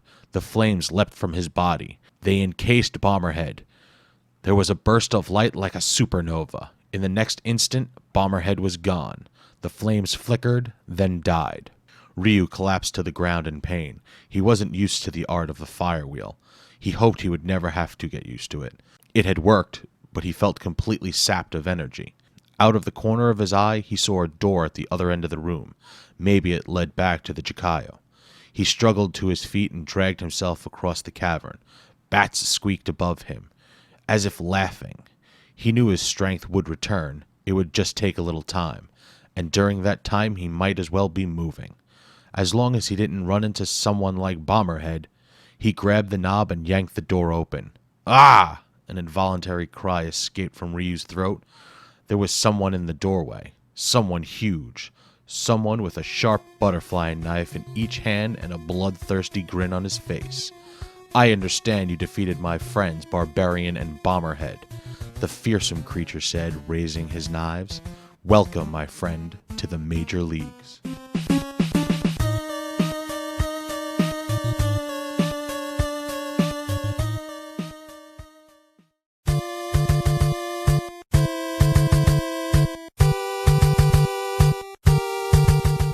Chapter 16. Who are you? Ryu asked. He was weak. He had to stall for time. I'm called Basaka, the third of Jikayo's bosses. How many of you are there? Ryu groaned. Basaka laughed. 4, but that does not matter. You will not get past me, I assure you. No one ever has. With that, Basaka casually tossed one of the knives. With incredible precision, it flew towards Ryu's dragon sword. The knife blade missed his hand by millimeters. Its shank caught on the sword's handle, tearing the sword away from Ryu. He watched helplessly as his weapon clanked to the floor near an ancient, abandoned hourglass. Get it, Basaka said. Get the sword and bring it to me, and don't try anything funny, because you know what I can do. Ryu turned to the sword. His defenses were down. He felt too weak to use chi power, and didn't dare use the art of the fire wheel again. He bent to pick up the sword. He could see its tip mirrored in the smooth surface of the hourglass. Suddenly, he knew what to do. It was a crazy thought, almost a hallucination. Ryu almost ignored it, but his instructor Akira always told him, the spirit of a ninja runs deep, ready to refresh the thirsting soul. Now, as before, Ryu knew to trust his instinct. The hourglass. He had to touch the hourglass with his dragon sword. His fingers gripped the sword handle. He lifted it. As he stood up, he brought the tip close to the glass surface. Hurry up, Basaka commanded. I have no time for zvat. There was a flash of blue light. Basaka stood in the doorway, frozen in mid-sentence. Ryu wondered what he was staring at. Then he noticed that all sound had stopped. No whoosh of wind currents, no squeaking of bats. He looked up. There were bats, 3 of them. They were suspended in midair as if by strings. What had happened? Ryu glanced at the hourglass again, and it suddenly came to him. Time was standing still. It was allowing Ryu to attack despite his weakened state. He did. His thrust wasn't as strong as usual, but it didn't need to. Basaka, the look of impatience still locked into his face, disintegrated without a fight. Around him, the bats began to squeak again. A droplet of lime water that had been hanging in mid-fall now splashed onto the stalagmite. Ryu went through the door. It led to some sort of tunnel. Actually, a pipe was a better description. Judging from the smell, it was once part of a sewer that had fallen into disuse. It was plenty wide for a human to walk upright, but it was lit only by the weak light through the open door behind him. Ryu walked along, hoping it would lead to the outside. Then he could mount a new attack on the temple. A smarter attack. He felt his strength slowly returning. Ahead of him, there was a weak shaft of light coming from the top of the pipe. As he got closer, he saw the light outlined the shape of a square. Below it was a small ladder. Bingo! It was exactly what Ryu wanted. He climbed up the ladder and pushed against the door. Creak! There were no hinges. Instead, the entire square lifted upwards. It was made of heavy stone, and Ryu had to push hard. Light began to stream in, along with the lush, humid smells of the jungle. Shrock! Clunk! He pushed the stone aside and stuck his head out. He was at the edge of a small clearing. The grass was brown and the dirt hard. Everything had been made dull by the intense sunlight, except for the square stone. Ryu couldn't help notice the gold inlays that sharply reflected the light. There were intricate figurines arranged in some sort of ancient message. Something else caught his eye. Across the clearing there was a large stone tablet, carved with tightly spaced words. He wasn't sure why, but somehow this place seemed familiar. Surely he'd never been here before.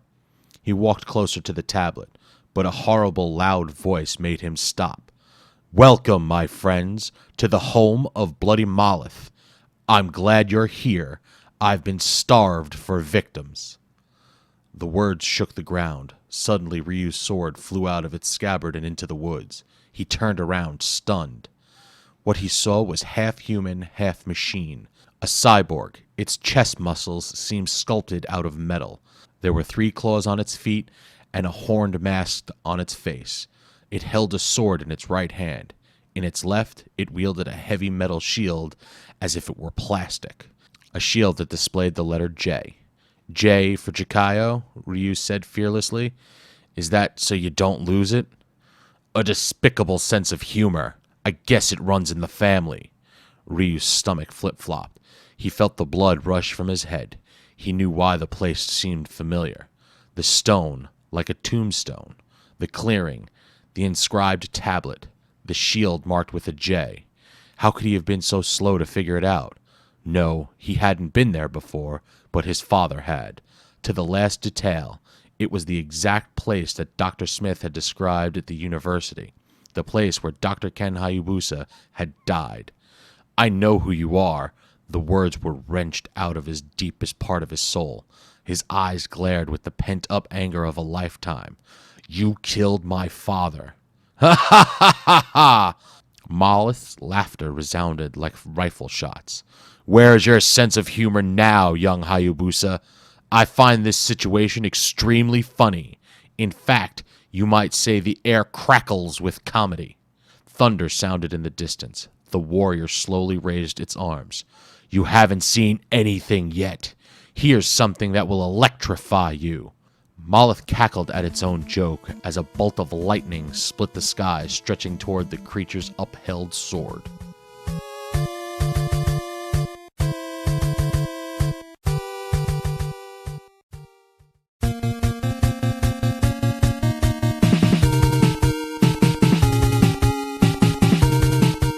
Chapter 17.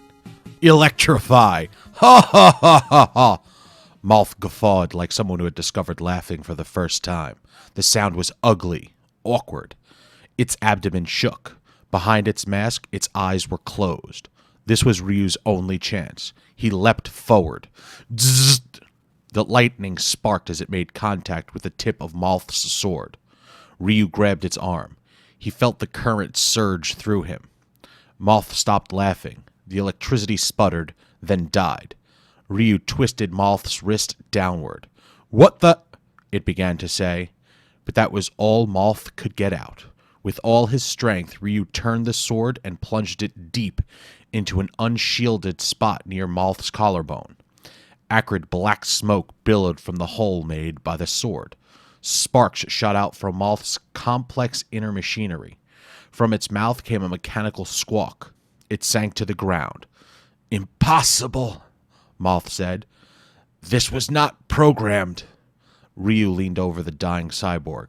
It was hard to believe that this malfunctioning hunk of hardware once dealt a death blow to his father. If only he can go into the past and tell his dad about Moth's fatal weakness. "I guess your human side got the better of you," Ryu said softly. He looked away and sighed. Was this what his whole trip had been about? If he had come to America to avenge his father's death, why did the victory feel so empty? Through the slits in the mask, Moth's eyes glowered at him. "You think you've avenged your father's death, don't you? You think that when I'm gone, all will be square. Well, you're wrong. For one thing, I can be constructed again. And as for your father, he is still alive and captive." "You lie," Ryu said. "You're saying that to get the last word in. You give me false hope. To make me return to the Chikayo. Well, I won't give you the satisfaction, Moth. I don't believe you." "Very well, then. I shall leave you without mentioning another word. I suppose you don't care enough to know where he is being kept. Why should you care? You never met the man, and besides, he abandoned you." Ryu's temper broke. He stormed up to Moth and pulled him up by his mask. "You can't talk about my father like that. Tell me where this supposed hiding place is. I will go to it, then defeat the Chikayo. If you've tricked me, it won't matter. You won't be around to gloat." Moth tried to laugh, but in his weakened state, it was a brittle snicker. "Go back through the opening and follow the tunnel when it forks left. At the end, take the pathway made by Blackstone.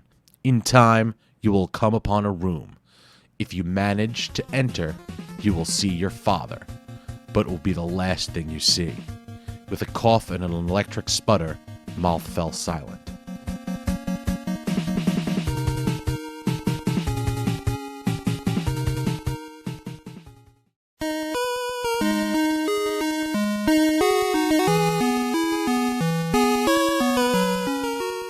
Chapter 18. Ryu let go of Moth. He felt ripped apart inside. Surely this was a trick.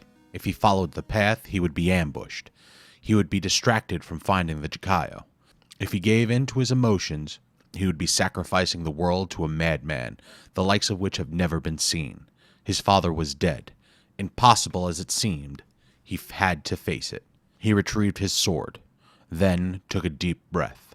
Above him, the sky was beginning to darken.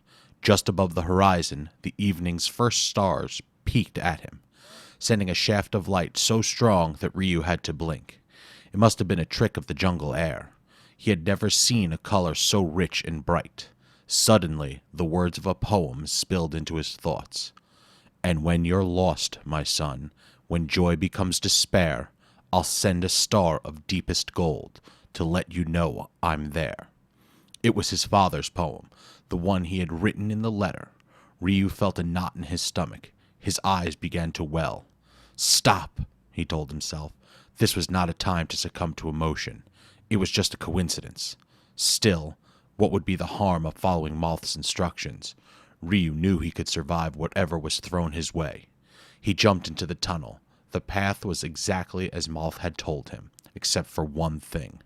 There was a guard at the end of the black stone pathway, a guard that walked on 4 legs and had fangs and growled with an unearthly sound.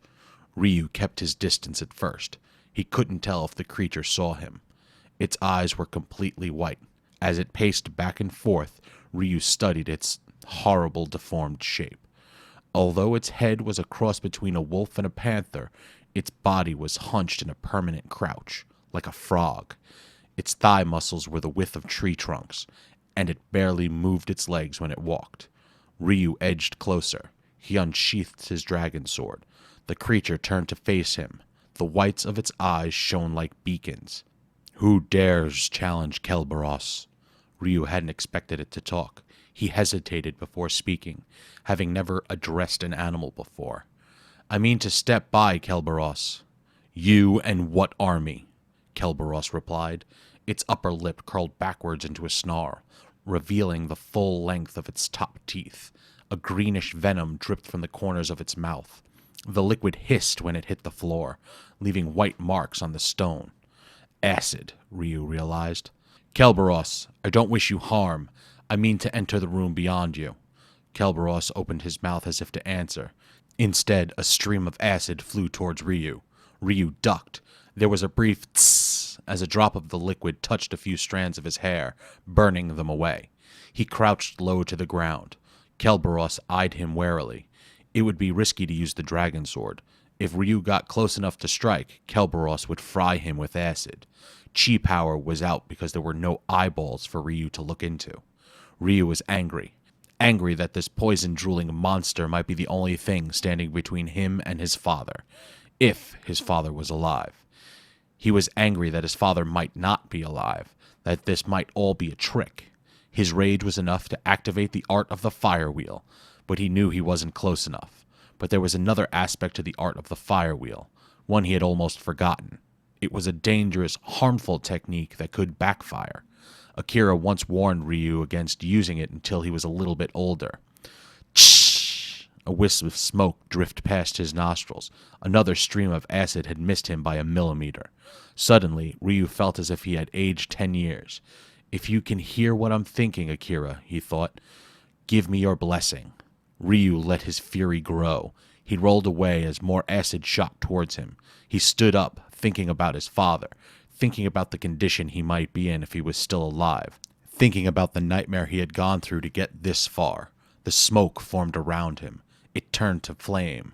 Kerberos cocked its head, looking for a moment like an innocent, curious dog. Then it began rolling back its upper lip again. Ryu rotated his right arm. Small spots of fire followed the path of his hand. They gathered into balls, 3 of them. The balls grew bigger, brighter, more solid. With a powerful heave, Ryu flung the fireballs. The whites of Kerberos's eyes seemed to grow whiter. Its tight, snarling lip fell limp. As the creature disappeared into a burst of light, Ryu thought he had heard a final, defenseless whimper. The hall was clear now. The flames around Ryu flickered out. But this time, he didn't feel weak.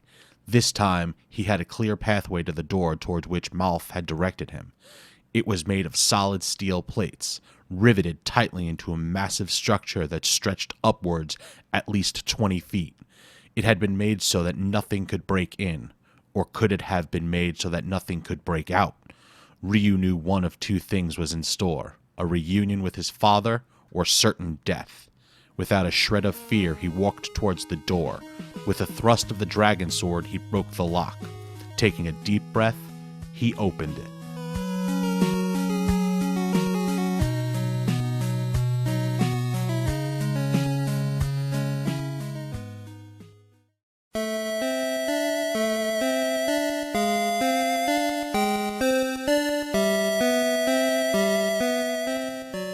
Chapter 19. It was black inside, but that wasn't what made fear pour through Ryu's body. Deep, snarling breaths echoed off the walls. First they seemed to come from the left, then the right. Then there was the smell. Ryu had never experienced anything like it. It reminded him of decay, of rotting meat. He became aware of smoke circling around him, embracing him like ghostly fingers. It was warm, moist, and musty, and it seemed to coat his skin with a film of slime. But it was the breaths that frightened Ryu the most. They seemed to whisper death. They rattled and wheezed like the last gasps of a doomed person. If Ryu's father was in here, maybe Ryu didn't want to see him. Who's there? Ryu called out. He tried to keep his voice firm, but it came out thin and shaky. Whatever was in the room belched another cloud of smoke. Ryu staggered backwards, coughing. What? Is this the brave boy who stood before the great Jikayo so defiantly only moments ago? Came the Jikayo's voice. It sounded electronically amplified. Ryu guessed it was coming out of a speaker. "You seem a different person. Could this be fear I detect?" "Where's my father, Jikayo?" Ryu shouted. "Not so fast, my impetus prisoner," the Jikayo laughed. "I have much to tell you before you die. Much that concerns you. Perhaps you are not aware of what I have been doing all these years shut up in this temple, only developing the world's most spectacular advances in mind and body control." "I could care less, Jikayo," Ryu reported. "Just tell me about my father." "Your father," the Jikayo snapped, "was one of my greatest successes.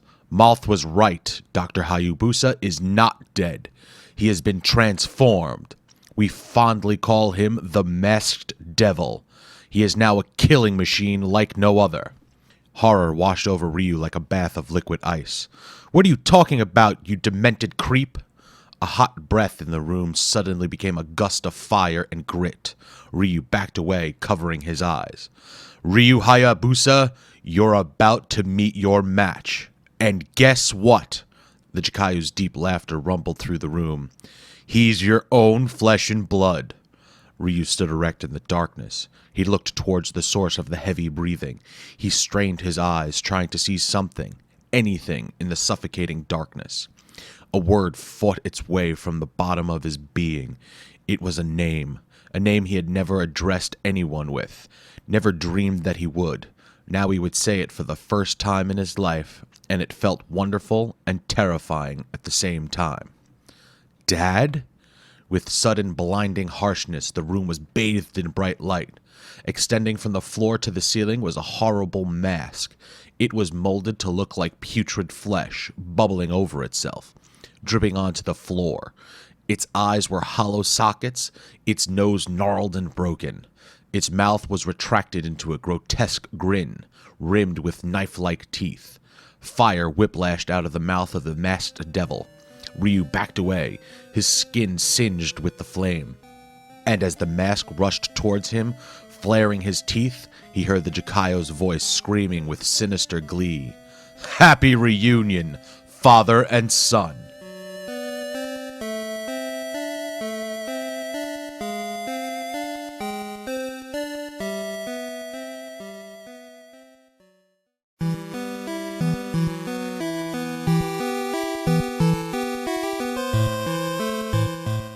Chapter 20.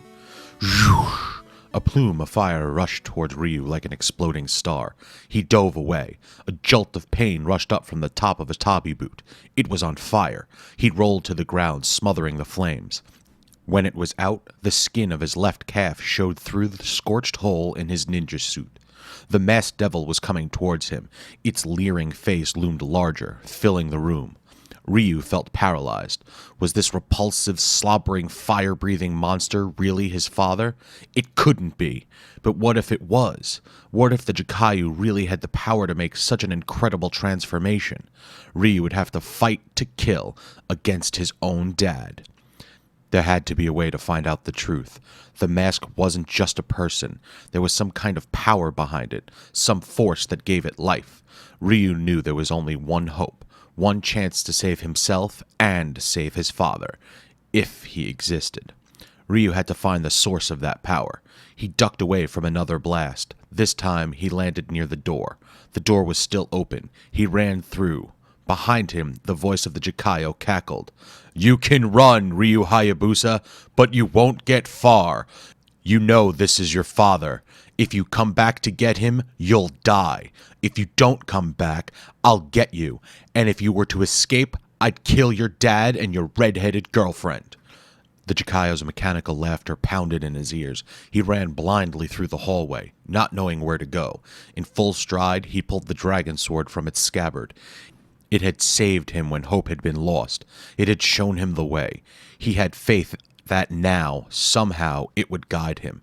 He held out the sword. The tip pointed to the right, down the path of the Blackstone. It seemed to pull on his hand. Ryu smiled. Someone was on his side. The path wound through the temple, curving, climbing, dipping. Before long, Ryu could hear a noise. It was louder than a roar, longer than an explosion, more desperate than a whine. It seemed to penetrate through his skin to his bones. It came from the end of the corridor, from an open door that sent out a cascade of bright purple light. Ryu approached the room carefully. The dragon sword had not failed him. He couldn't be sure, but this felt like a power source, like a generator that belonged to a great power plant. When he saw what was inside, he was sure. The statue was on a pedestal, the size of a small house. It towered upward, dominating the room. Its body was like that of a massive, powerful man. The face was the face of the masked devil. It opened its mouth. A fireball catapulted out, then another and another. Ryu jumped aside. By now he was used to that trick. Or so he thought. The fireballs should have crushed to the ground at the spot Ryu had just left. But they didn't. In front of his disbelieving eyes, they were curving in midair, defying gravity. They were missiles of death, and they weren't going to stop until they found their victim.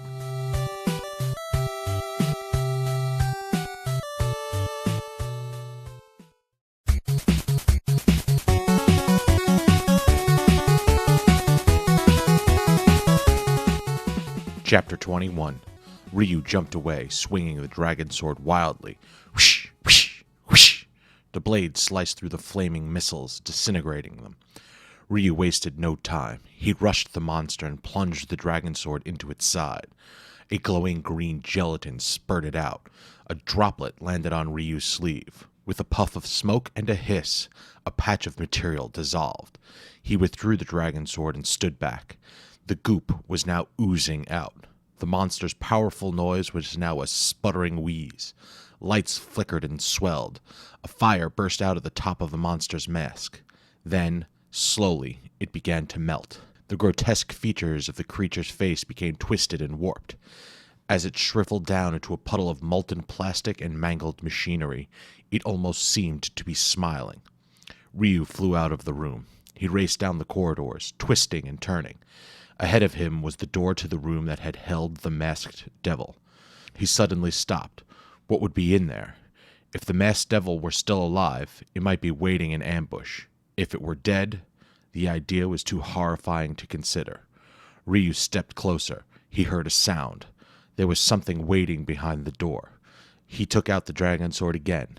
He leapt into the doorway, poised for battle. The room was completely dark. He could see nothing. Then, from below him came a hoarse whisper. "Ryu?" There was a dragging noise on the floor. Ryu backed away into the corridor. His heart was racing, but he had come so far, through so many disappointments, that he had refused to let emotion take over. "Who are you?" he called out. "Ryu," the voice repeated. Out of the blackness, a person pulled himself into the light of the hallway. It was a man, thin and ragged looking. His hair was shoulder-length and sweat-soaked, his face unshaven. But when he looked at Ryu, his eyes blazed with a fierce intelligence, and a tenderness that could have not belonged to a total stranger. Ryu had not felt anyone look at him, see him as deeply as this man did. He seemed to be sizing Ryu up, counting the years. Ryu tried to say something, but the words choked in his throat. He swallowed and tried again. "Are you my—" That was all he could get out. The man slowly nodded. Ryu sank to his knees. He returned the man's deep gaze. He saw the pride that burned within, the grief that spilled from his eyes and spread lines of sadness down his face. Sadness over the lost years. Sadness over having missed his son's life. "You come for me, Ryu," Dr. Ken Hayabusa said. With a grimace, Dr. Hayabusa picked himself up to kneeling position. A smile struggled across his lips, and the lines of sadness suddenly etched his face with profound joy. Slowly, gently, he opened his arms. Ryu hesitated. The years of expectation, the violent journeys, had steeled him. He felt incapable of emotion. "Ryu," his father said, "when you were a tiny child, I used to recite a poem to you." He laughed. "Of course you wouldn't remember it." "And when you're lost, my dearest son," Ryu said, his voice beginning to crack, "when joy becomes despair." Dr. Hayabusa finished for him. "I'll send a star of deepest gold to let you know I'm there." Ryu fell into his father's arms. Somewhere in the dimmest reaches of his memory, he could recall how he had felt. Back then, the arms had supported him, kept his fragile infant body from falling to the ground. Now, they were adjusted to a new shape, embracing a young man. Ryu had never felt so complete, so strong. "Oh, please," the Jikayo's voice blared. "This display is repulsive." This time, the voice was not coming from a speaker. It was behind them. The Jikayo was standing in the doorway. His eyes glared with the intensity of a blast furnace. His lips flared back to reveal a tightly clamped teeth. He was seething with fury. Ryu tried to devise a plan. How could he save his father and himself? What would the Jikayo's next move be? Probably a long, gloating speech about the statues. Ryu might be able to use the art of the fire wheel, or, without saying another word, the Jikayo thrust his open palm in Ryu's direction. Out of it shot a blazing fireball.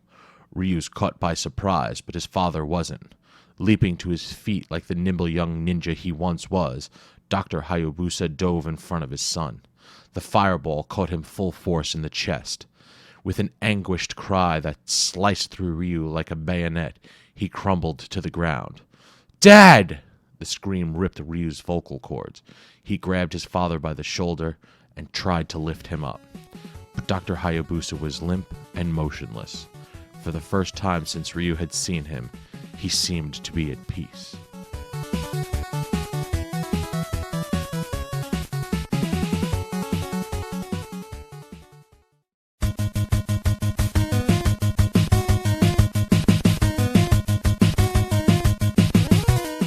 Chapter 22. Ryu stood up. At his feet was the motionless body of his father. He was gone. Again. A lifetime of refusing to believe he was dead. A lifetime of nagging hope, of wondering about the letter. A lifetime of training, just in case. Well, just in case had come, and Ryu's wildest dream had come true. He had met his father. For about 5 minutes. A madman had stolen 13 years of his father's life, and now that madman had ended it with a flash of temper and a wave of his hand. Ryu had went numb for a moment. Then the rage began. It seemed to rise from the ground, burning the soles of his feet. It traveled through his body, making every molecule vibrate. An outline of fire began encircling him. The Jikayo took a step back. Fear didn't quite fit on his face. It made him look awkward, almost comical. The art of the fire wheel was working, but Ryu pulled out his dragon sword just the same. He ran towards the Jikayo, letting out a cry that blotted out all sound in the temple. With a thrust of the sword, with a swelling of flames, the Jikayo collapsed in a shrieking, bubbling mass of protoplasm. In an instant, he disappeared. Ryu fell to his knees. Naked anger still coursed through him. The victory wasn't enough. It never would be enough. Ryu. He whipped around. Could it be? Ryu, come closer. His father was alive. Hope flooded through Ryu's body. He ran to his father. Gently, he knelt down and cradled him in his arms. "Are you all right, Dad?" Dr. Hayabusa shook his head. His face was tight with pain. "Ryu, you must tell me. Who has the statues?" The statues? Ryu had almost forgotten about them. The Jikayo had them. Had them, he said, but he's gone. There may not be enough time to find them. The noise shook the ground like an earthquake. It lifted Ryu and his father and tossed them several feet away. Dr. Hayabusa cried out in agony. "What was that?" Ryu said. "It's the demon, Ryu," Dr. Hayabusa replied, fighting to get the words out through the pain. "It's too late to get the statues. We'll have to fight it ourselves." Ryu gave his father a sharp look. "Not we, Dad. You're in no condition to move." Dr. Hayabusa tried to raise to his feet. He winced and collapsed. "Paralysis," he said. "You're right, son. I'm not longer for this world. You must go through the narrow crevice at the end of the hall. If you make it through, you'll be in the demon's lair. Go now. My spirit will be with you." "I'll be back to get you, Dad," That's a promise. Ryu bolted out of the room and down the hall. He found the crevice and tried to squeeze through. In the centuries since the demon had gone to sleep, the earth had shifted, making the entrance only inches wide. Layers of dust and cobweb peeled off the wall and clung to Ryu's uniform. As he got closer, the heat from within blasted him. He hoped he was prepared. A ninja was equipped to survive, but a ninja was still mortal. Even the great shinobi had not been able to defeat the demon. But Ryu couldn't think about that. The future of the world lay in the balance, and it was up to him alone to do what no one else had done. He had to squeeze himself through the last few feet. When he did, he crouched beside the narrow hole through which he'd come. All he could do for a few moments was stare in awe. He had never seen anything like the demon. Next to it, the Tyrannosaurus would look petite. Its body was a conglomeration of flesh, bone, and slime, rolling over each other, sputtering and spitting fire. When it moved, it sent hot air currents across the room like jet streams. Its breath sounded like chainsaws. In a corner of the chamber, Ryu saw the light and dark statues. They stood together between two stone pillars that vaulted upwards to a high, peaked ceiling, and within each breath of the demon, they drew closer together, pulsating with light. They were fusing, and Ryu was too late to stop them. All it took was that first look, and Ryu realized the sad, shocking truth. There was no way on earth he stood a chance.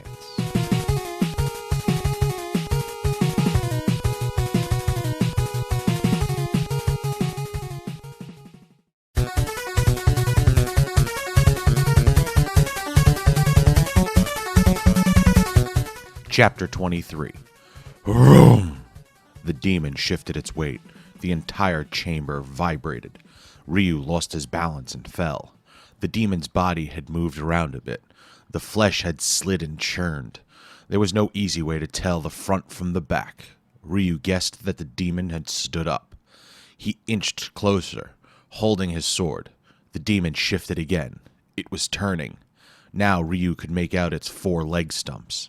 A large bulbous growth on its opposite side must have been its head. They weren't face to face yet, but fighting fair was the last thing on Ryu's mind. He charged. The dragon sword sank into the demon's hide. A slow hiss sounded, releasing a hideous gas. Ryu pulled out the sword and stepped back. The demon kept turning. It was as if the stab were a mosquito bite. Now the demon was approaching. Its legs shuffled along the ground, wobbly under its immense weight. Its head lolled from side to side, extending from a thick neck. In the center of its face, a black hole opened up. It had to be a mouth, Ryu realized. It widened to twice its size, looming closer and closer. Ryu slashed with the dragon sword. It passed through the neck. The demon's head then lopped clean off its body. It fell to the ground with a repulsive splat. Ryu gasped in horror. Where the head had been, a gaping hole remained, a hole much larger than its mouth, much more frightening, but Ryu felt nothing but relief. Somehow he had succeeded where Shinobi had failed. The demon was dead. Resting his sword on the ground, he waited for it to fall. It staggered forward. Ryu figured it was like a chicken with its head cut off, running a few extra steps on nervous energy alone. But a chicken didn't breathe fire from a hole in its neck, and it didn't keep charging forward as if it could see. Ryu ran around to the other side of the chamber. The demon followed. It was still alive, and it was angry.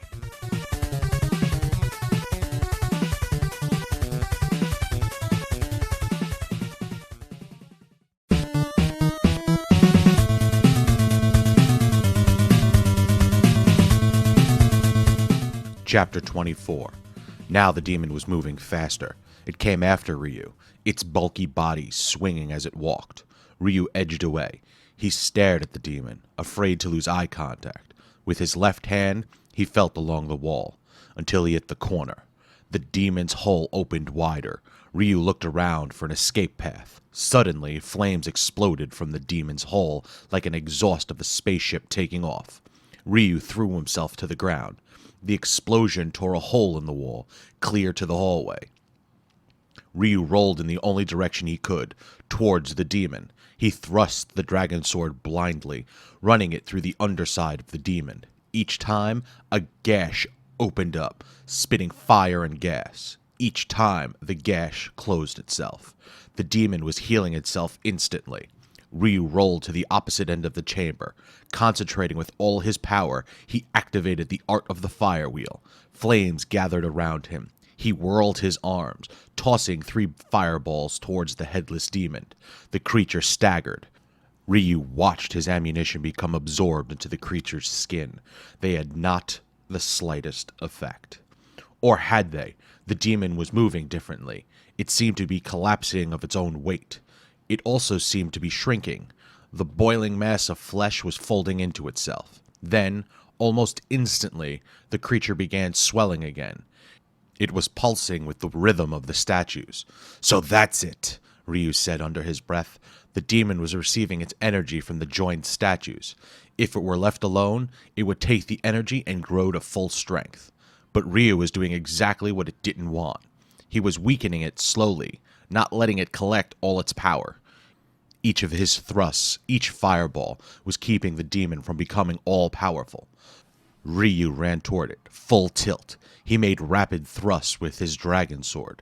The demon spat fire. The fire enveloped Ryu's entire body, but the art of the fire wheel was protecting him, using the demon's flame to become stronger. Now Ryu lunged furiously. With one hand, he plunged the dragon sword again and again. With the other, he flung fireballs. Whoosh! The demon had lost control of its legs. It fell to the ground. Behind it, the statues were vibrating wildly. They glowed with a garish light now, crashing into each other. Out of control. Pieces of stalactite began to fall from the ceiling. Large cracks opened in its walls. The place was going to blow. Ryu had to get out. He flew towards his nemesis, slashing. With a last pathetic groan, the demon crumbled to the ground. Its skin began bubbling furiously, rushing inward to a central point. Ryu felt himself being sucked towards it. The floor began to buckle. The left wall caved in, and chunks of marble hurled towards the disappearing demon. It was like a black hole imploding into itself, sucking in matter and light. Parts of the ceiling fell, exposing the open sky. Hard as Ryu tried, he couldn't keep from sliding towards the center of the collapsing chamber.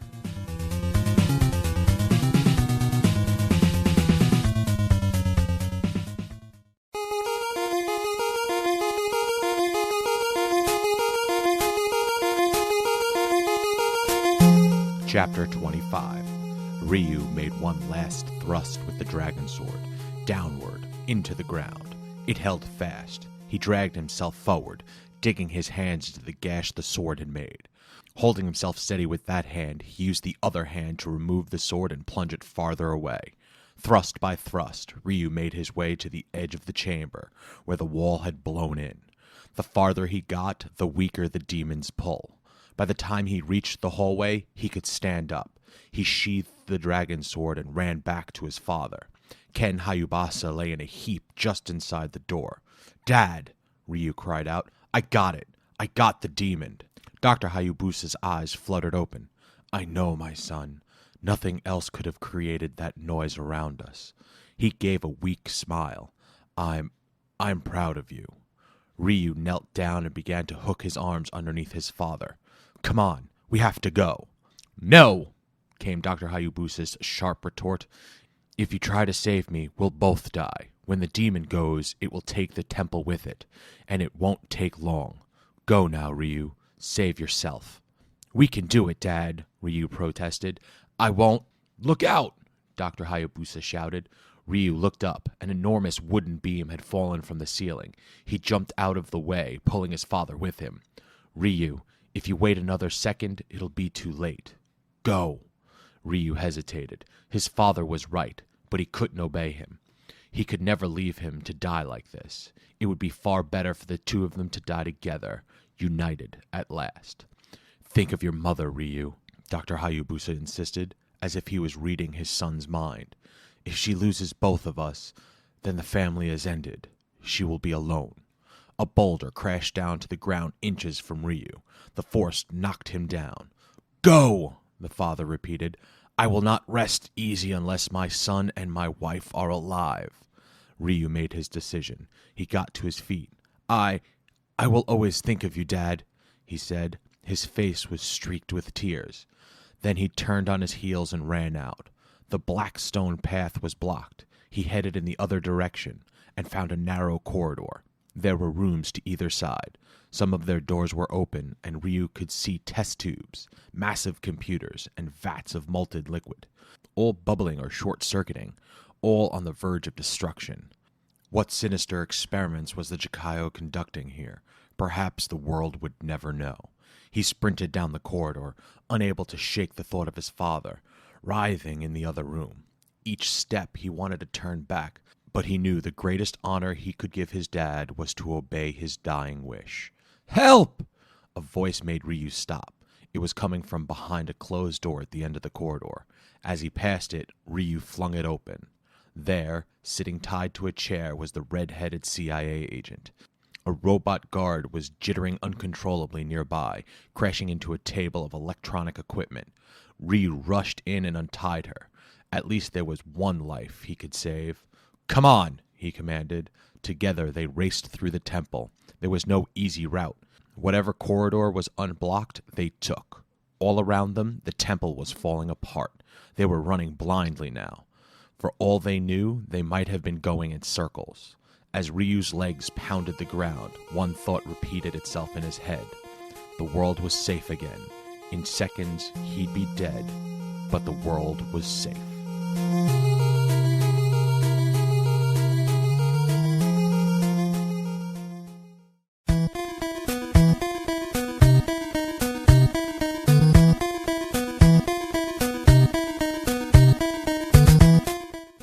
Chapter 26. The sky was ablaze. To the east of the temple, the sun was plump and golden as it rose above the horizon.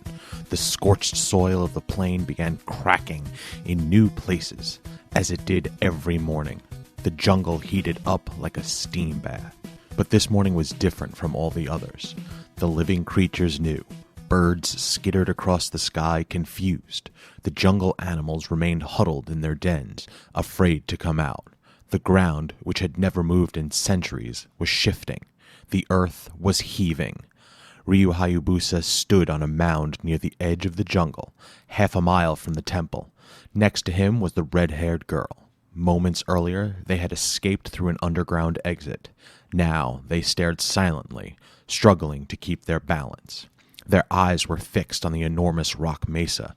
For thousands of years it stood proudly in the same spot. Who knew how long it had been a monument to the demon? Who knew where the demon had come from? Why it was here? Perhaps those questions would never be answered. The temple was sinking. It teetered to one side, then the next, slowly settling into the ground. The two of them were so intent they almost didn't notice the darkness coming over the plain. It was almost pitch dark before Ryu looked to the rising sun.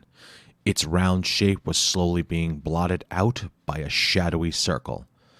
"It's a solar eclipse," the young woman said in awe. "The time of the dark moon," Ryu whispered. "What?"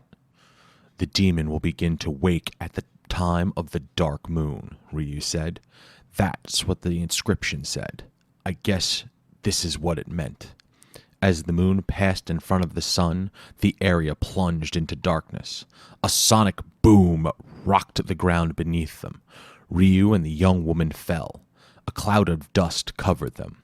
They shielded their faces, coughing uncontrollably. Ryu could feel light beginning to seep in through his closed eyelids. He stayed huddled in the ground until the dust had settled. Then he opened his eyes. The sun was full again. It shone on a perfectly flat plain. Where the temple of darkness had been, there was now a dense cloud of smoke. "It's over," the girl said, her voice barely above a whisper.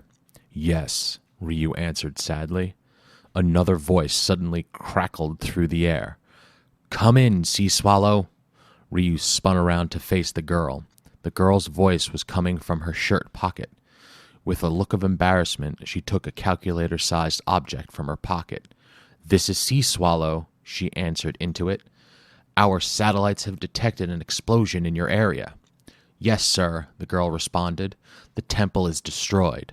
"Excellent. Congratulations. Did the Hayabusa boy survive?" The girl looked nervous. "Yes, he did, sir," she stuttered. We have one more task for you, Sea Swallow, and then you can come home." "What's that, sir?" "Take the statues and kill Hayabusa."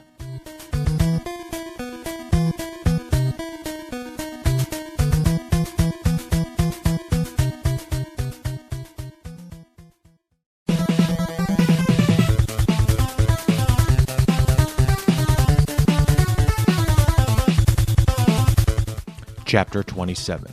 The girl was speechless. Ryu grabbed the communicator out of her hand. "Hello, Foster," he said icily. "The statues are gone, and I intend to live." "Who is this?" Foster demanded. "Who?" "Not who. Ryu. Are you going to congratulate me too?" Silence. Ryu waited a full minute. He enjoyed imagining Foster squirm. "Oh, Ryu," Foster finally said, forcing a chuckle. "You realize, of course, I was talking in code." "Ah, yes," Ryu replied, "and kill Hayabusa actually means bring him home to a ticker-tape parade, right? Really, Ryu, did you think we would—" "It's all clear now, Foster. Your men were the thugs who stole the dark statue from Dr. Wimple all those years ago. That's how you got a hold of it. You've wanted the statues all along, and you would stop at nothing to get them, even if it meant killing people." "I beg your pardon. These are serious accusations. Our attorneys—" "I'll get you, Foster," Ryu said, his voice dark with vengeance.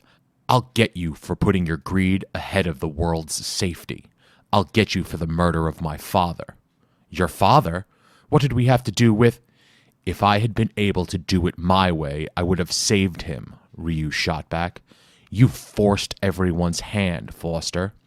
"Sea Swallow," Foster shouted. "I command you to obey me." Ryu's eyes locked with Sea Swallow's. They stood that way for a moment, letting Foster bellow. Finally, Sea Swallow took the communicator. "Foster," she said, "get lost." With that, she hurled the small instrument into the dusty air. Together they watched the cloud billow where the temple had stood. It looked as though it would never settle. Ryu's mission had been a success. The world was safe. Ryu had faithfully followed his father's letter and even fulfilled his dying request. He knew he should have been happy for those few moments with his dad, moments he had never expected to see. But all Ryu could ever remember was that he had left his father in the rubble, left him to die. He would never forgive himself. Maybe if his father really had died those many years ago, it would have been better. Maybe he wouldn't feel so torn apart right now. Ryu felt Sea Swallow's arms come to rest on his shoulder. He wasn't sure he trusted her, but the gesture felt good. He sighed. For a few minutes his mind went blank. He thought he saw a figure coming towards them across the plain. A wandering animal, perhaps, confused and homeless. Finally, he turned and asked, "What's your name, anyway?" "Irene," she said. "It's the Greek word for peace, you know." "Irene," Ryu repeated. He looked back to the plain. How ironic, he thought. He finally had reached a kind of peace in his life. He finally had proven worthy of his ninja training. But the cost was too great. He would live forever with sadness. "Hey, can I join the picnic?" Ryu froze. He was hallucinating, hearing his dad's voice. "Come on, help me up." Irene was staring over Ryu's shoulder. Her eyes were wide. "Turn around, Ryu," she said. Ryu looked down the hill. There was a man struggling to climb up. Ken Hayabusa. Ryu rubbed his eyes. When he finished, his father was still there, smiling, standing lopsided. One of his legs had a 2x4 strapped to it with a belt. "Dad!" Ryu cried out. "How?" Dr. Hayabusa struggled. "The paralysis was temporary. The wood fell into my hands. It was a winning combination. Besides," he added with a wink, "you're not the only ninja around here." With a whoop of triumph that carried across the plain, Ryu raced down to his father. Dr. Hayabusa reared back his head and howled with delight. Atop the hill, Irene was crying. The Hayabusa family was complete again. For Ryu, a new life had begun. 2 new lives. Dear reader, I hope you liked hearing Ninja Gaiden. Here's a list of some other books that I thought you might like. Banner in the Sky by James Ullman, The Count of Monte Cristo by Alexander Dumas, The Karate Kid by B.B. Hiller, My Side of the Mountain by Gene Craighead George, The Scarlet Pimpernel by Umusaka Orsi, The 39 Steps by John Buchan. You can find these books at your local library or bookstore. Ask a teacher or your librarian for other books you might enjoy. Best wishes, FX9.